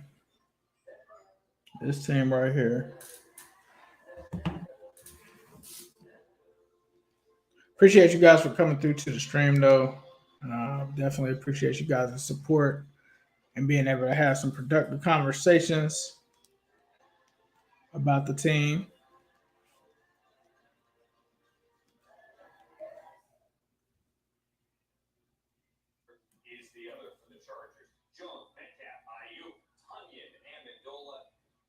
And the Falcons defense. Okay.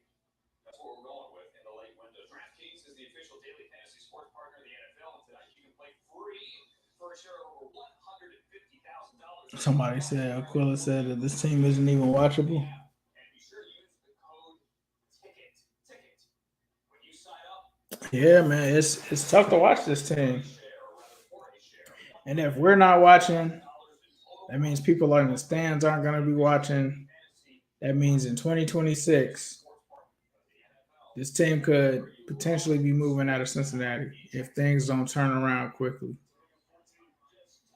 I don't want to see them move out of the Natty.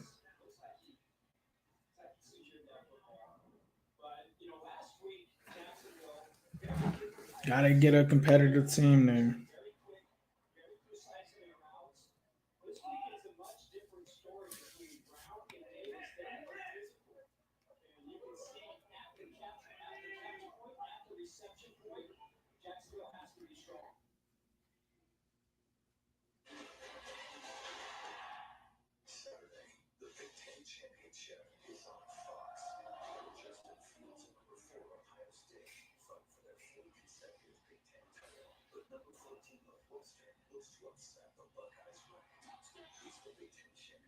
Yeah, it's gonna be a tough offseason, man.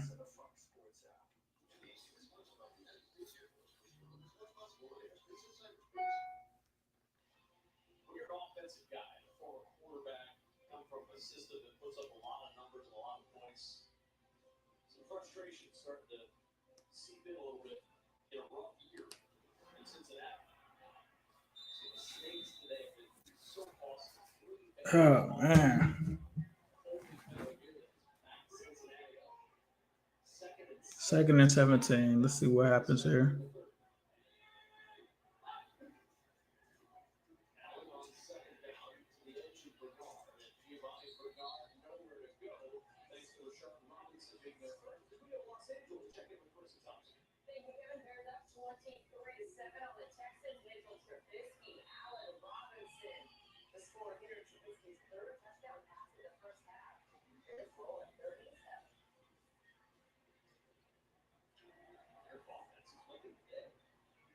Third and 12 here with Brandon Allen. Somebody just said this is tough to watch. It's definitely tough to watch for sure.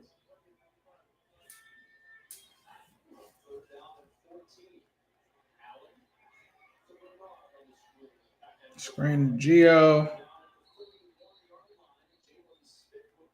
And this is the product that they're putting out on the field. That's a horrible product to put out on the field. But yeah, speaking of the Cowboys, I don't know what's going on with Zeke.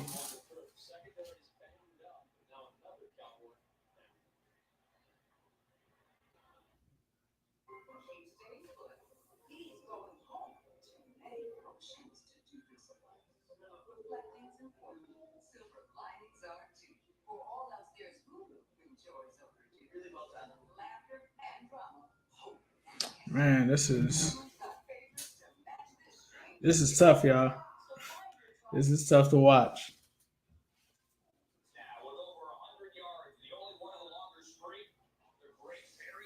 I hope you stay in Cincinnati. You got to start selling tickets.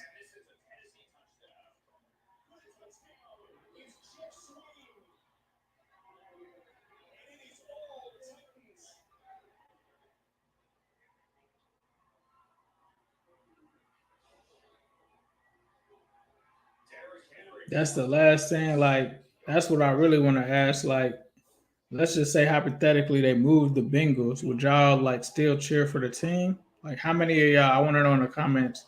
How many of y'all would still cheer for the team?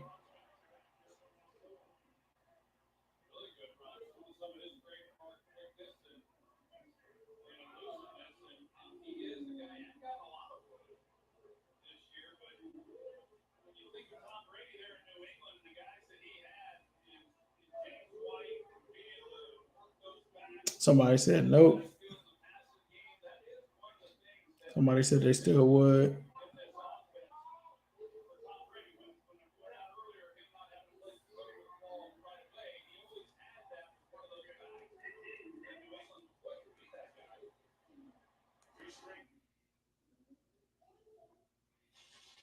All right, game's still not back on for me yet, so I want to go back to red zone. Yeah, I'm from Cincinnati too.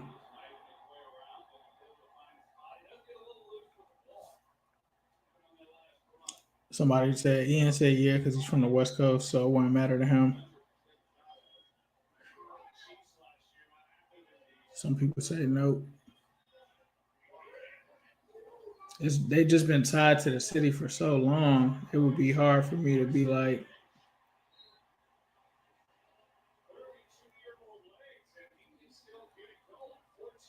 It would still be hard for me to go with that.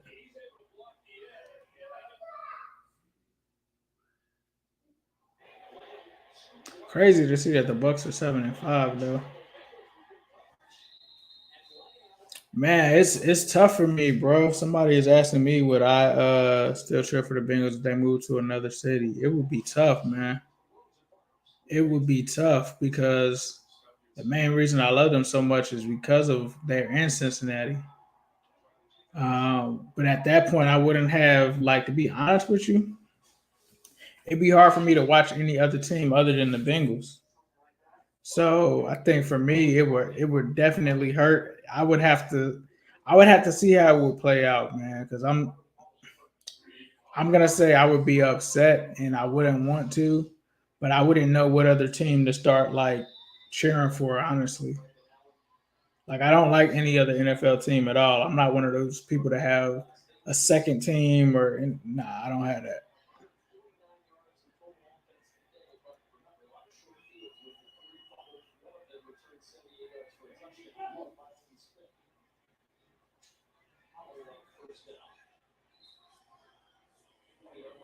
Somebody says they would turn into a Browns fan. I couldn't do that.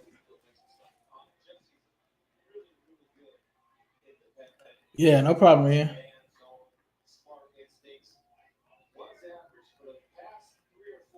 Somebody said if they leave Cincy, they done. I don't blame you, AWOL. I'm done. Yeah. They finally got Bailey in. Finally got Marcus Bailey in. I've been waiting to see this all season.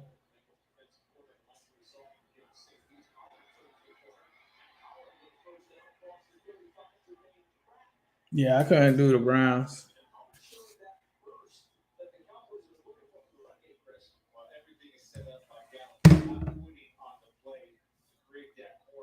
Sometimes the Bengals are just too loyal to people to a fault.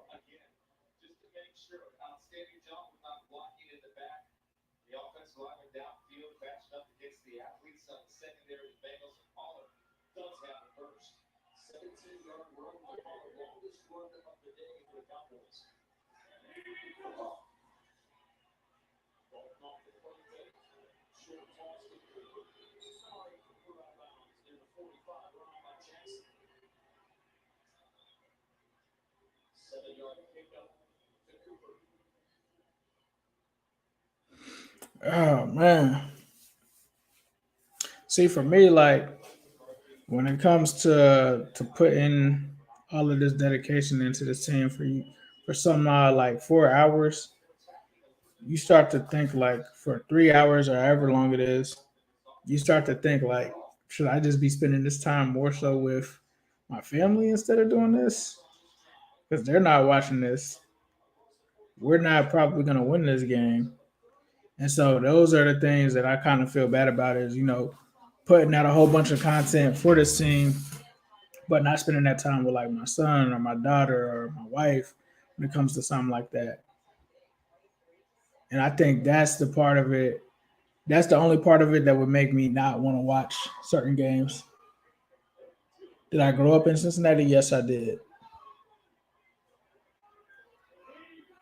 31. Good. They got to stop. They got to stop.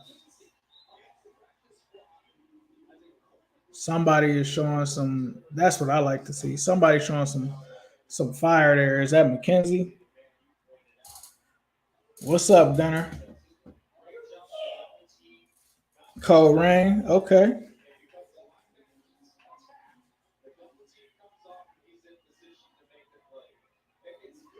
I Gunner, I had no idea, man. It's so hard to say when Zach Taylor is gonna be there. Thanks, AWOL.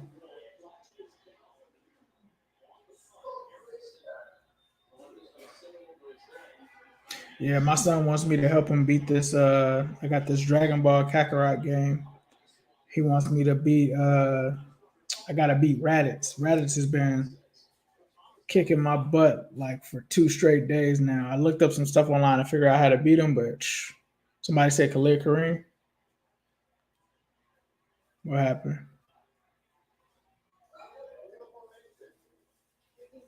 Kareem made a play. Kareem is a dog, bro.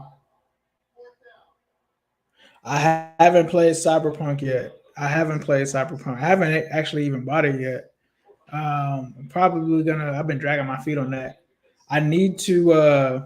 So the reason why is I have so many games on the PS5. I'm not bragging by saying this because when you have a PS4 and there's certain games that you already have, they transfer over. So it's not like I had to rebuy them. I got free upgrades for some of them. So I got a free upgrade for 2K, NBA 2K, Madden. They had an upgrade to that.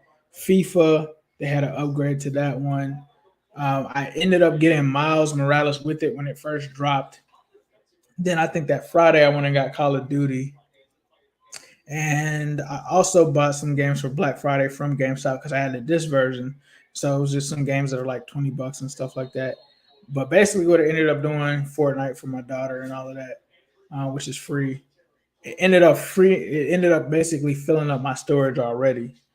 So what I'm in the process of doing is I have an external hard drive that's currently had one of the ports on it is messed up, and I was actually waiting, and it looks like it actually got delivered during this game. I was waiting for I think it's called eSATA or something, eSATA cable to see if it still works. And what I'm gonna do is use that as an external hard drive for my PS5, load some of my games over there, and then buy Cyberpunk so I can put it on and we can have all of those games at the same time. But I have heard Cyberpunk is amazing. I know another thing is I'm not going to be able to play it in front of my 3-year-old and my 12-year-old. So I also been setting up my PS remote play. So I got that set up as well. But I'm hearing good things about Cyberpunk. I'm definitely looking forward to playing it. I just don't know when I'm going to be able to actually even play it because there's certain games I still haven't finished, but it's definitely going to get purchased for sure.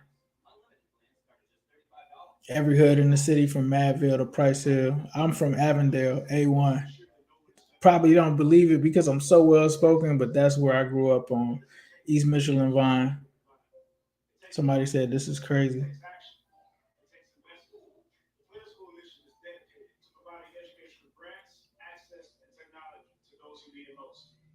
I even though I'm from Avondale, I actually went to school in Wyoming. So went to school in Wyoming starting, I think that was seventh grade. First was using my cousin's address. The coach that you guys see on here from Cut the Tape On, that's my cousin.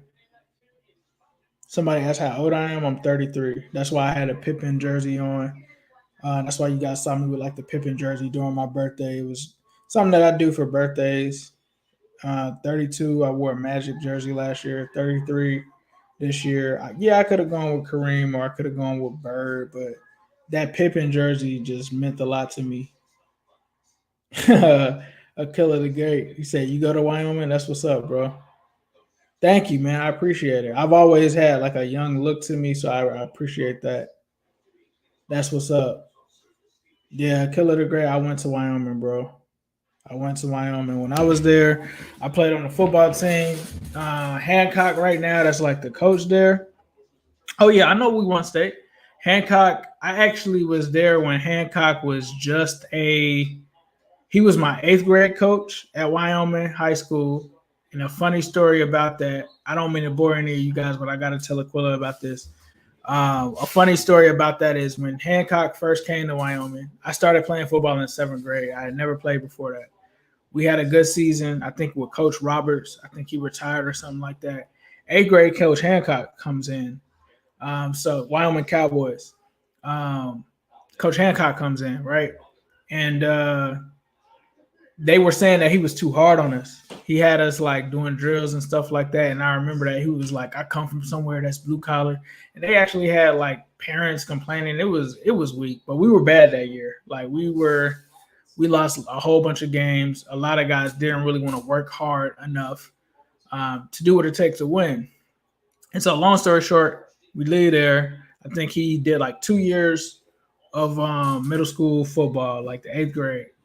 And it just wasn't working because he had way more intensity for people than just middle schoolers. So he moved to high school, right? But the thing was, at first, Coach Hancock was just a positional. He was just a positional coach. He was my guy though, because I remember him. He remembered me. You know, he gave me my first shot to really start at running back. And, I had a 98-yard touchdown. At one point, I had the Wyoming middle school record for the longest touchdown run of 98 yards. I was pissed because my record was broken literally the next season. Some other kid had like a 99-yard one literally the next season. But Hancock then moved up. I get to high school, right? Hancock moved up. And when we first got there, there's always been a lot of politics at Wyoming. So one of the coaches, he had a son that was a running back. He had two sons that were running backs. And there was another kid there. He was also good. He was ahead of me a year. His name was CJ Moore. He was a good running back. They came to me and him the first day of practice before we even played, did anything. And I had been talking to, at the time, the head coach was Bernie Berry. He was the principal as well at the middle school. So he would come by the games. He's seen me play before too. They gave me PJ Pope's number. If you know anything about Wyoming, PJ Pope was like a legend. I didn't even feel like I deserved that number, but they gave me his number. First day of practice though, they tell me, CJ, and a bunch of dudes, because the running back line was huge. They told us to switch positions.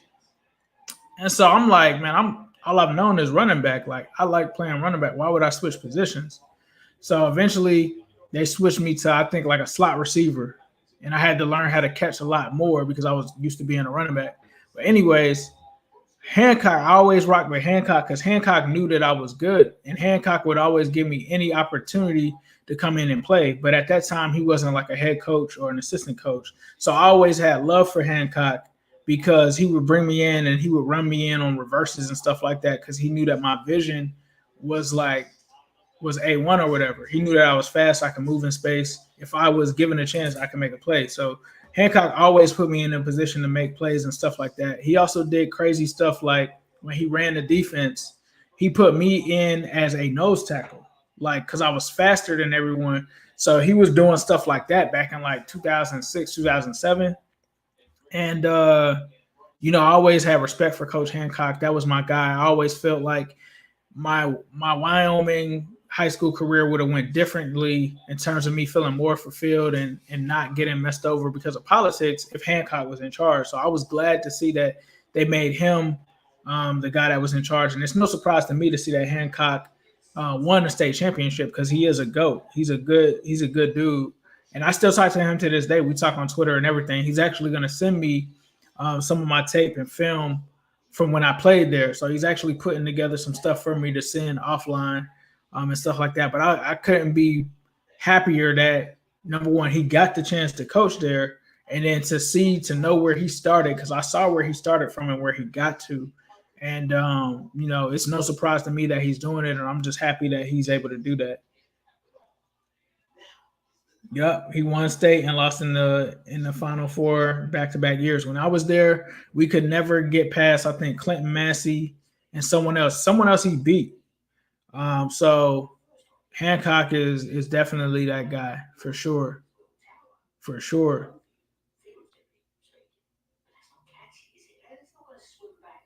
But that's crazy, Aquila. I never knew that you went to Wyoming. That's what's up. That's what's up.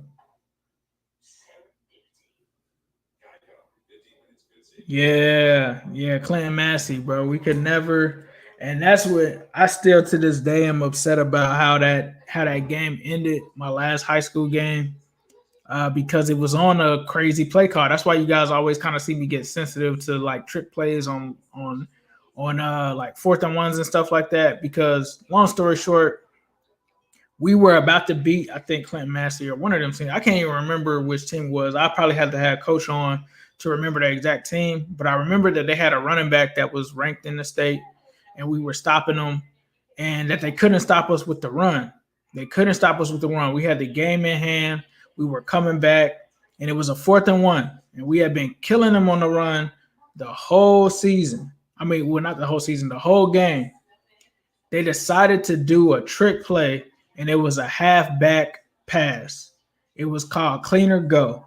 And I'll never forget the name of that play because I used to play running back. Cleaner was just basically a halfback toss, but Cleaner Go was a toss to the running back, and then the running back looks and throws back to the quarterback, right? The issue is our running back was 5'7". our quarterback was like 5'8". They ran that play on 4th and 1. When if they would have just ran up the middle, we would have got a first down. We would have continued and won the game.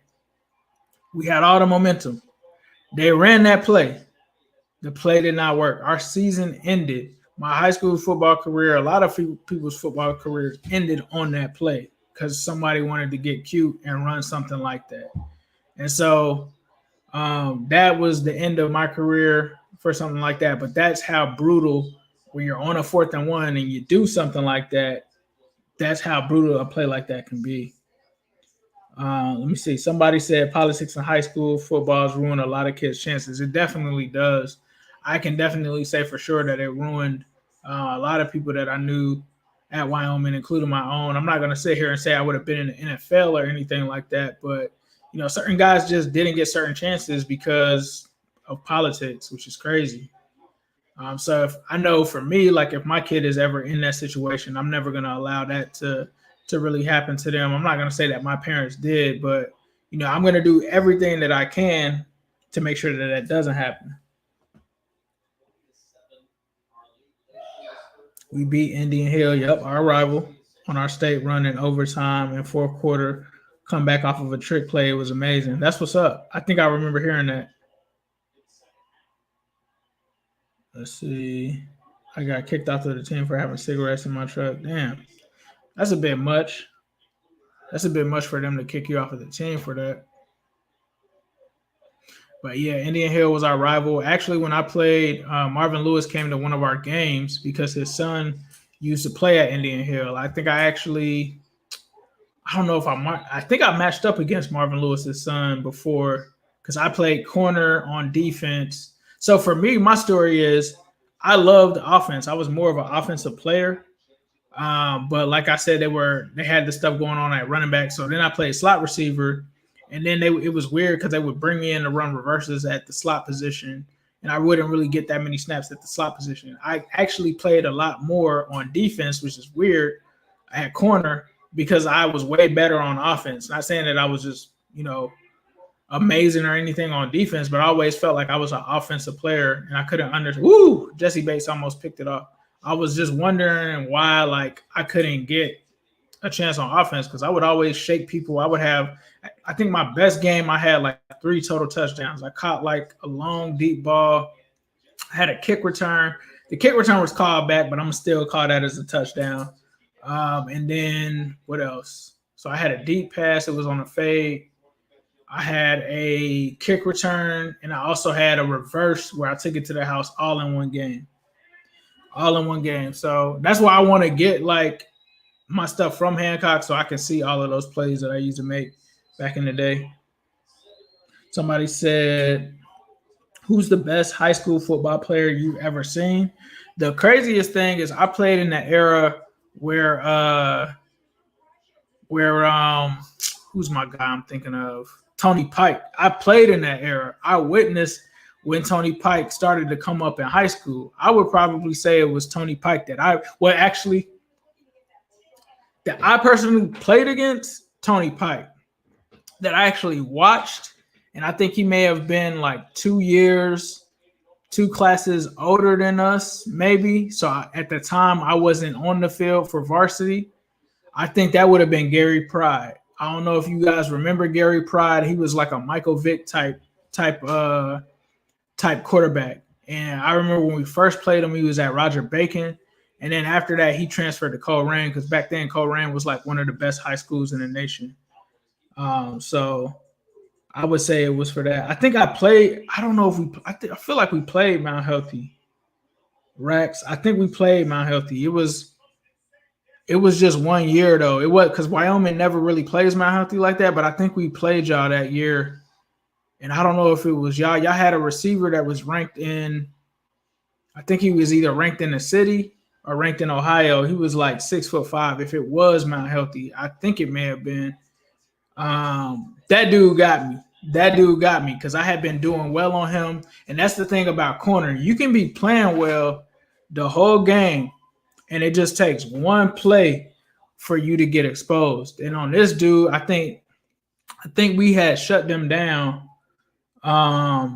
I think we had shut them down to start the game before the half, and I was doing well on this guy. And this dude was way taller than me. Like, for those who don't know, I'm not a tall guy. I'm like 5'7" myself, and this dude I think was like at least 6'2" or something like that. And I was feeling good because I was like, all right, I'm shutting them down. This is one of the good receivers. And I think I was in a cover 3. I think they called a cover 3 or something like that. And I didn't get back far enough. And by the time he got by me, like by the time he got to me and I turned to try to run for him, it was a wrap. It was a wrap. He got behind me. I think he caught like a 30-yard pass, touchdown pass on me. Oh, that is the worst thing that can happen to you as a corner. And it only takes one play. You could be playing well, doing breakups, making tackles. Yeah. Hold on. Upshaw. I can't remember his name, bro. I'm going to have to look back and figure and remember which year that was. Now you got me intrigued. High school schedule 2006. Hopefully they still got 2006 there. So I can see who it was. I can't remember his name. The only names I remember back then were Tony Pike. I remember Mike Scherpenberg that used to play for Indian Hill. He was a good quarterback too. Wyoming, we used to kind of dominate that division, the CHL. We were always the CHL champs. But when Tony Pike came along, that's when Redding came up. And I think that he beat some of our older guys.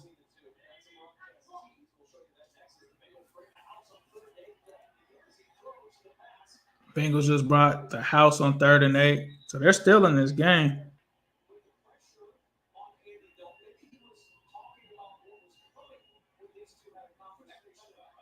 Got you.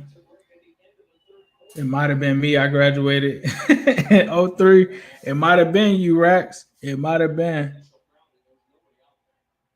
You graduated 03. Nah, I got to Wyoming at 02. In 02, that was my first one.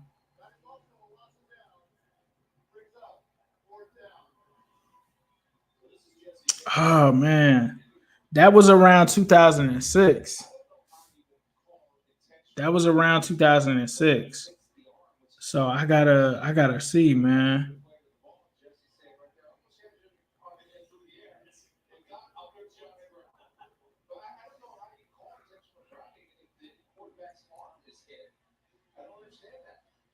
It's hard to see like how you can go all the way back then.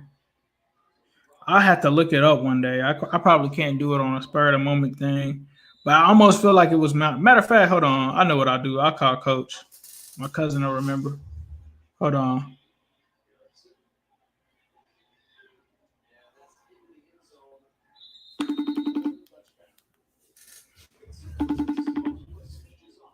I'm about to see real quick, Rex.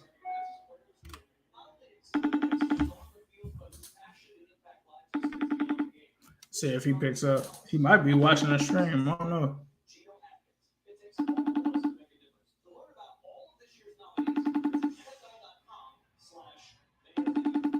I don't even know who else I could ask that was on the team. Nah, hold on.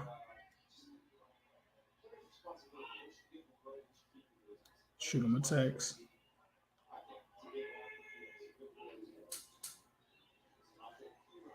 So my JP Ryan, he's gonna get a nice little game there.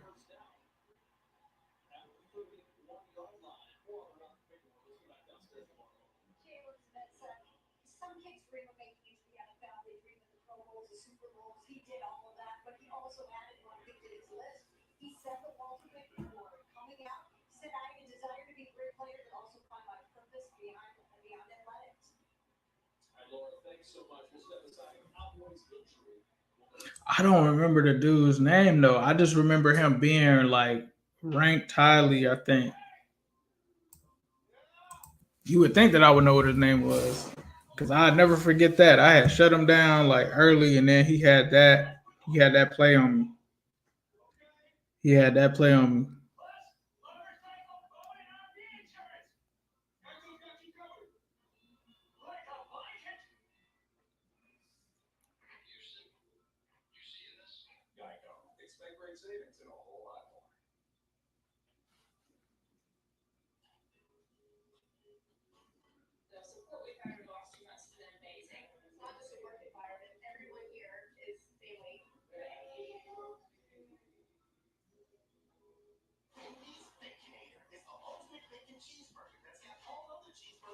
Yeah, it's hard to say, man. I wish we had the internet back then like we did now, like where you could go back and watch all of that stuff. Don't let the cover fool you. Don't let the attention to detail lead you to believe that a Honda is a delicate machine. He did the intro music. Underneath every surface that carries a Honda badge, there's always been the capacity to amaze. From the core, everything you have ever built, all the way Somebody said it's pretty clear that the defense needs to score to win this. bucket performance, a Honda pilot,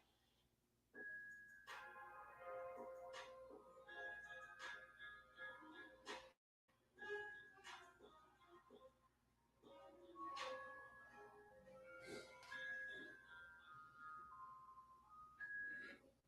and refund. Big Willie.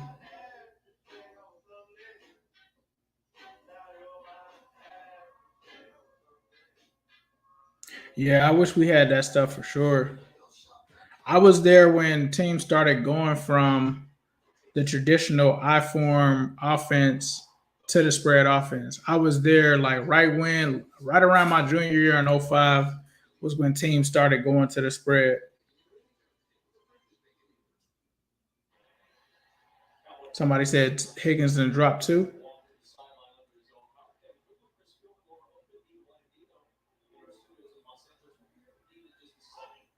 On that intentional route, they called it ended the Cowboys' possession.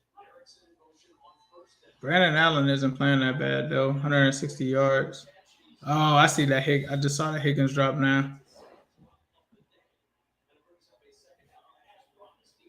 Somebody said they kind of missed the days of no chicken genius, no cell phone, no internet.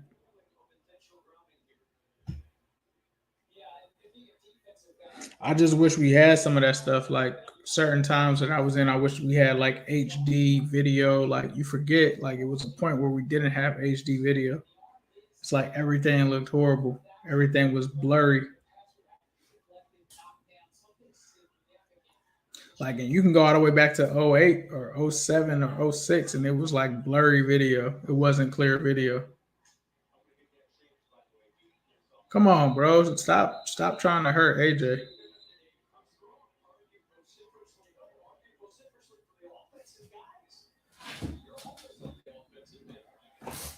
Big Willie should definitely be in the Hall of Fame for sure. This is a secondary that has had all kinds of woes this season. We go to Los Angeles again, this time for Chris Thompson. Thanks, everybody. It's trailing 23-6 at Tampa for Cousins. Connects with this 14-yard score. Why not go for two when you've got Justin Jefferson? Vikings now down by 9. Thank you. Charlie Robinson saw him over there on the bench for the Cowboys. And 3rd and 5 coming up for Cincinnati. Timeout utilized by the Cowboys. So the Cowboys call timeout. Somebody said y'all had it better than us. I graduated in 2000. Dang. Yeah, it's tough, bro. Nah, I was and that's what I want to say, Aquila. I was there before y'all got that. The year before y'all got the turf, we were upset because we were supposed to get it our last year, but they felt like we wasn't worth it. I guess they waited until the next year to get the turf, which made a lot of people from the '06 class feel some type of way. But actually, somebody said who was the best player that I played against in that era.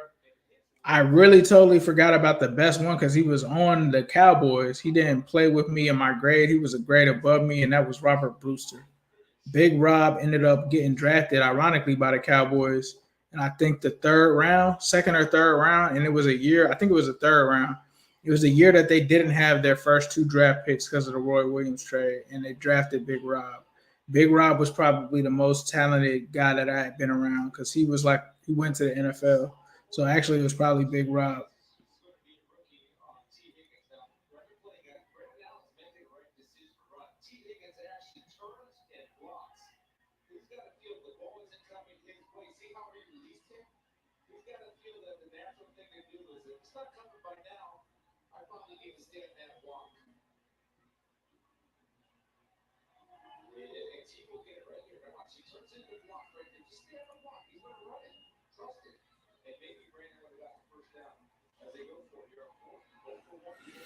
Somebody said the best one they played against was Will Allen. He got drafted by Tampa.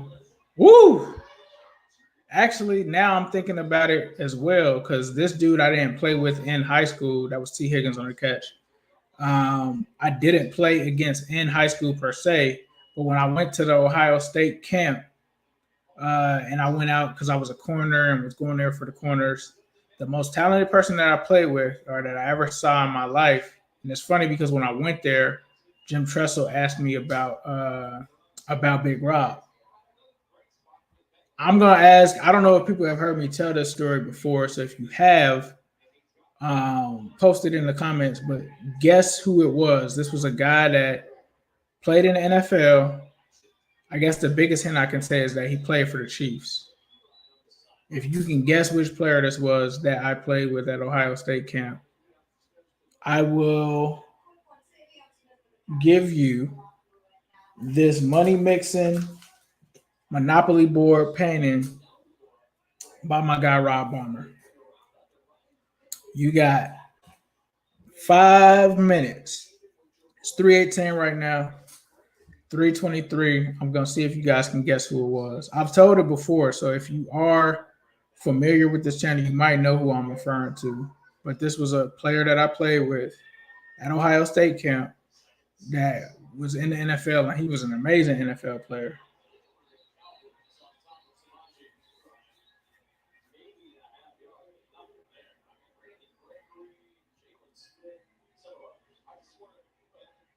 Not too money than that, yeah.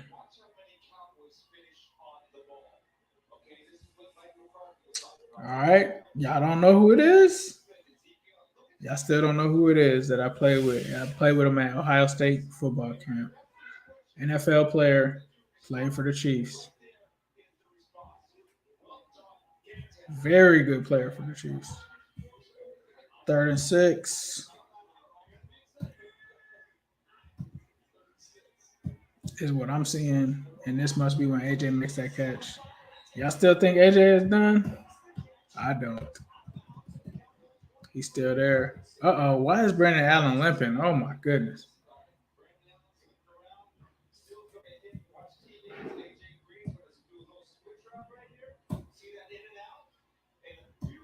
All right.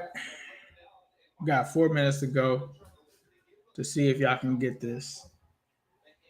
See if this Joe Mixon Monopoly joint is going anywhere.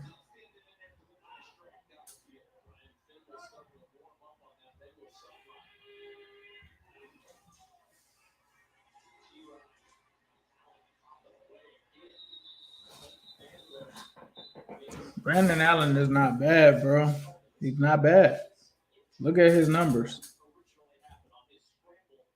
Damn, he got hit hard on that scramble. And then to take that hit, oof, Randy Gregory, that was a brutal hit. Somebody said TD. Who caught the TD? P. Ryan. Must have been a run-in. Okay. This game is starting to get exciting.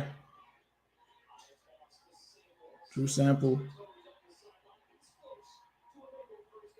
See, when your heart is telling you, what my heart is telling me is that I want us to win. What my heart is telling me is that I want to win. What my head is telling me is we don't want to win because this would help Zach Taylor's case. Damn, man. Brandon Allen is a soldier for staying in this game. Mad respect to him. He is clearly hurt right now. He is limping.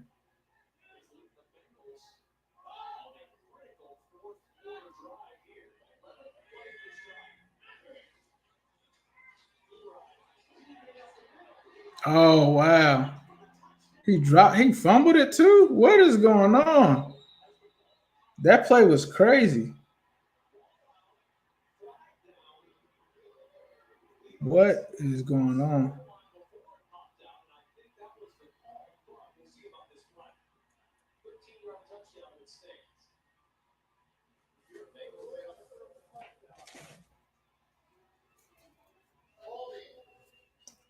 He said, if you're a Bengals fan, then what?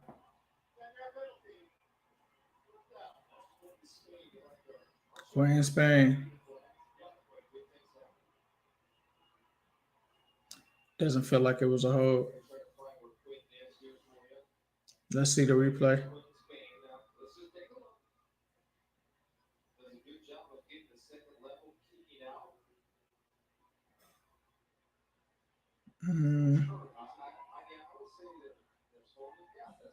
Yeah, he was holding him. It was Spain that held.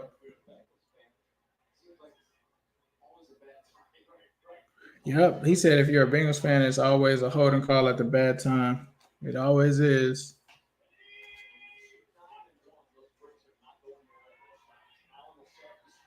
All right, so it's a screen. P-Run.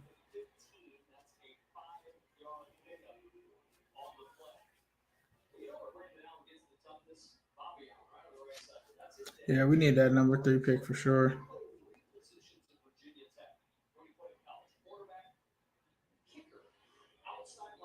And I could have, since we're rolling up on 323, so you guys did not get it, but it was Eric Berry. I played with Eric Berry in a 7-on-7 drill at Ohio State. Before a lot of people knew who he was, they were chasing after certain people. He ran a 4.4 and had a 40-inch vertical, so I knew the guy was going to be crazy. I watched him go out, and we were going out, and me and him were the corners, so I got to play corner opposite of him. And, his quarterback comes out and he's talking trash to him. And I'm like, Eric, do you know this dude? He's like, nah, I had no idea who that is. Dude throws at the receiver that Eric is on. I literally watched this guy jump up with one hand and snatch an interception out of the air. And I was like, okay, this is not normal. And so then the guy tries him again. I think it's like the next play in the drill, intercepts it again. And he's like, keep throwing here and your quarterback rating is going to keep going down. He didn't even show up, I think, for the next matchup. And I think he was gone after that first one, after the first day. I think it was the third day by that point, but he was going after that 7-on-7 drill. He was always going to different camps around the country. He had told me he had just came back. He had just came from a Nike camp in Miami. He was a good dude. But Eric Berry, I always knew to remember that name. And, after that, he was the number 4 player, I think, in the country, went to Tennessee. I still can't believe Ohio State didn't take him because we were at Ohio State camp. They could have had Eric Berry. But, goes to the NFL. It's still a beast. The rest is history.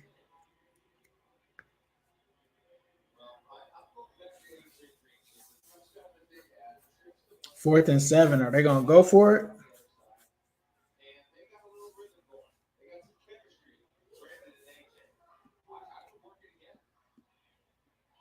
Incomplete. Turnover on downs. Damn.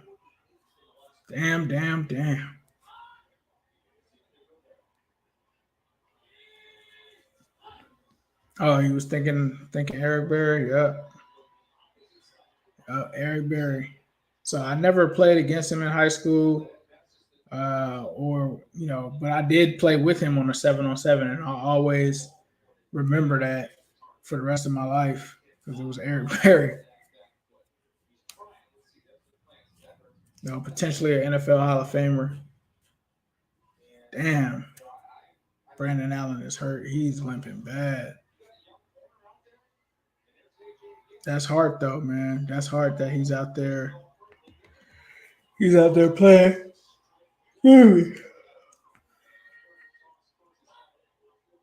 Fourth and 7, you got to go to AJ Green. Why are you not going to AJ Green there? And he was open. And AJ Green was open. Wow.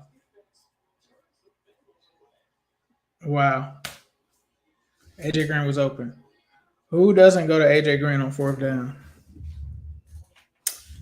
Man. There it is. Situational football. Even the announcer is saying throw it to AJ Green. They didn't even look at AJ Green. He did the intro music on here. Kind of blew my mind.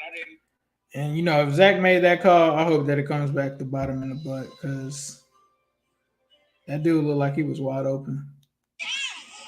Dude looked like he was wide open.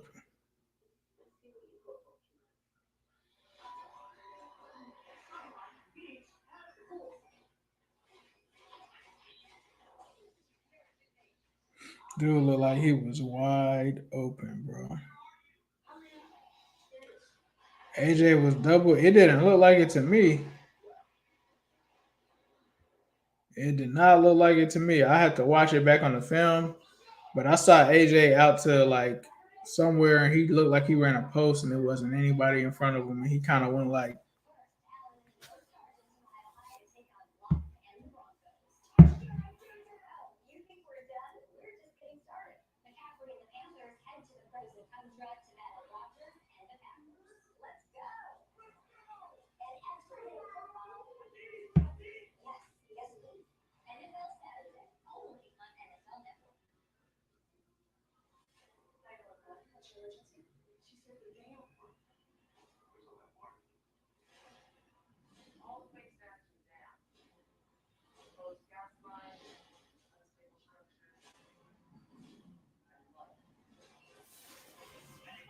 Yeah, I don't think it is coming back to this either.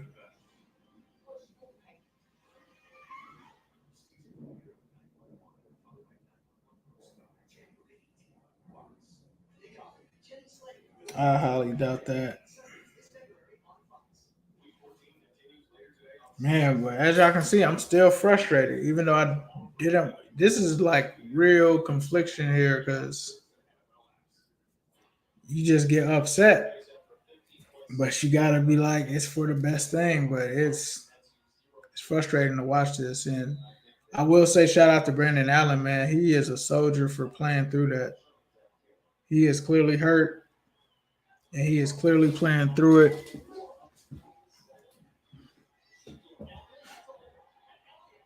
Oh my God! Now Zeke is running wild.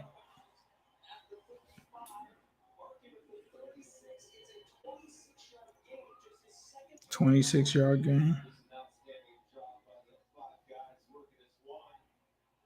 Excellent by 66, 52, 73, all of them created a hole, and Zeke isn't touched until he gets to the sidelines. Nice cut. That's exciting to see Zeke with that little burst.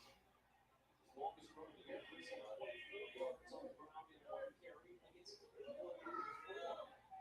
They're not going. I mean, somebody said it's a waste of money to re-sign AJ. I don't think AJ wants to re-sign here. I don't think he wants to re-sign here. Like, y'all really think that he would want to re-sign here? Like, I think sometimes we always think that the Bengals, like, there's all of these players that want to play for us. We have won 4 games possibly in 2 years. Nobody is really like signing up to be like, I want to come back here. Like, players want to win, man. And I can't be upset if he does choose to go somewhere to go and win, especially with him being 32 in this league and not even seeing a playoff win. I wouldn't be mad if he wanted to go somewhere else. But I think it's kind of crazy to expect that a lot of these guys would just want to return to this when the Bengals have been bad the past couple of years. The decision making has been bad the past couple of years.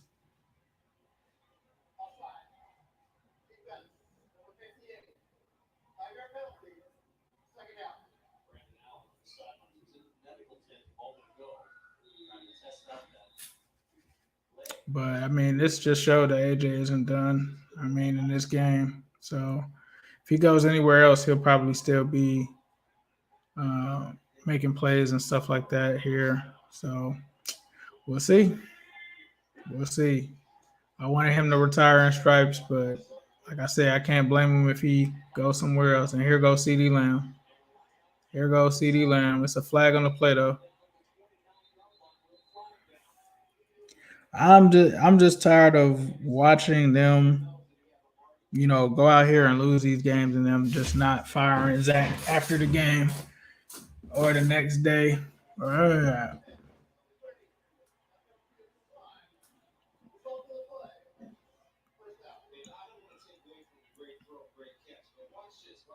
let them slam and go. And I think Kamar is saying, right there, he just sort of stayed on him just a little bit longer. And I think Andy was smiling after that because he knew the backside of that play. Andy Dalton trying to go crazy on us. Andy Dalton trying to like take Zach's job out of there.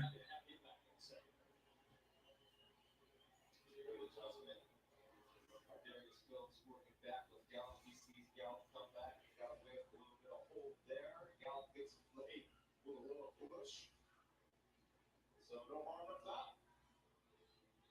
Let's play on, Chris Field, yes, sir. Second down to 10. The Bengals 29.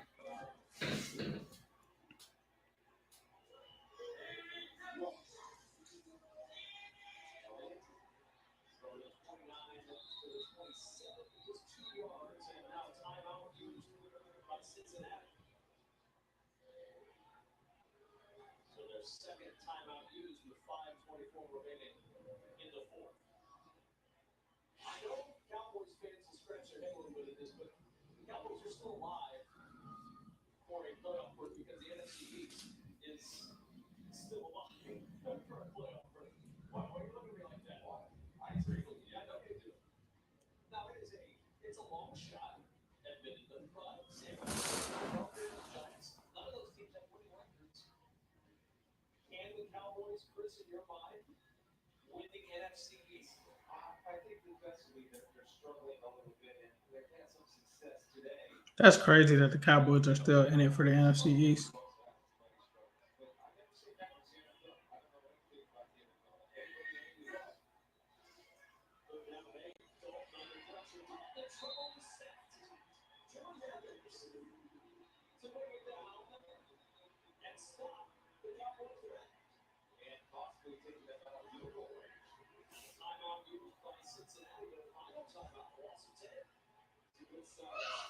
Bengals fans, Jordan Evans is going to run a nice little stuff. You have 2 guys come inside. He's just going to come around. And why you do that is you're trying to create some type of confusion with the offensive line. Somebody said they wonder if UC could beat the Bengals. Burrow is 10 times better than Dalton. I agree. Lawson made that play too. And I'm just reading comments.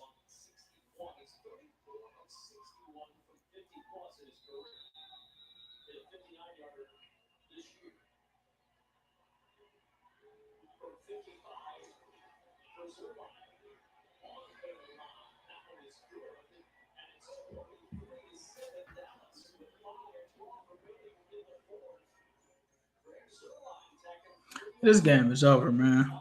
This game is over. I don't think that there's any reason to keep this stream going.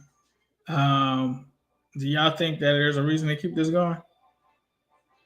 This game's over. It's a 99.9% chance that the Cowboys are going to win this game. Y'all still want to keep this going? Yeah, because this is, I don't know, bro. This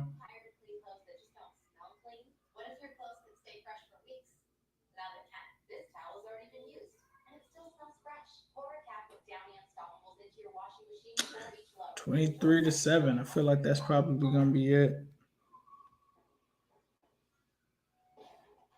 Probably going to be the final score for this game. But y'all take it easy.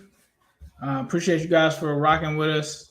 We'll be back next week, probably around the same time. But we're going to have the Orange is the New Black pod tonight, so stay tuned for that. I'll finish watching the rest of this game.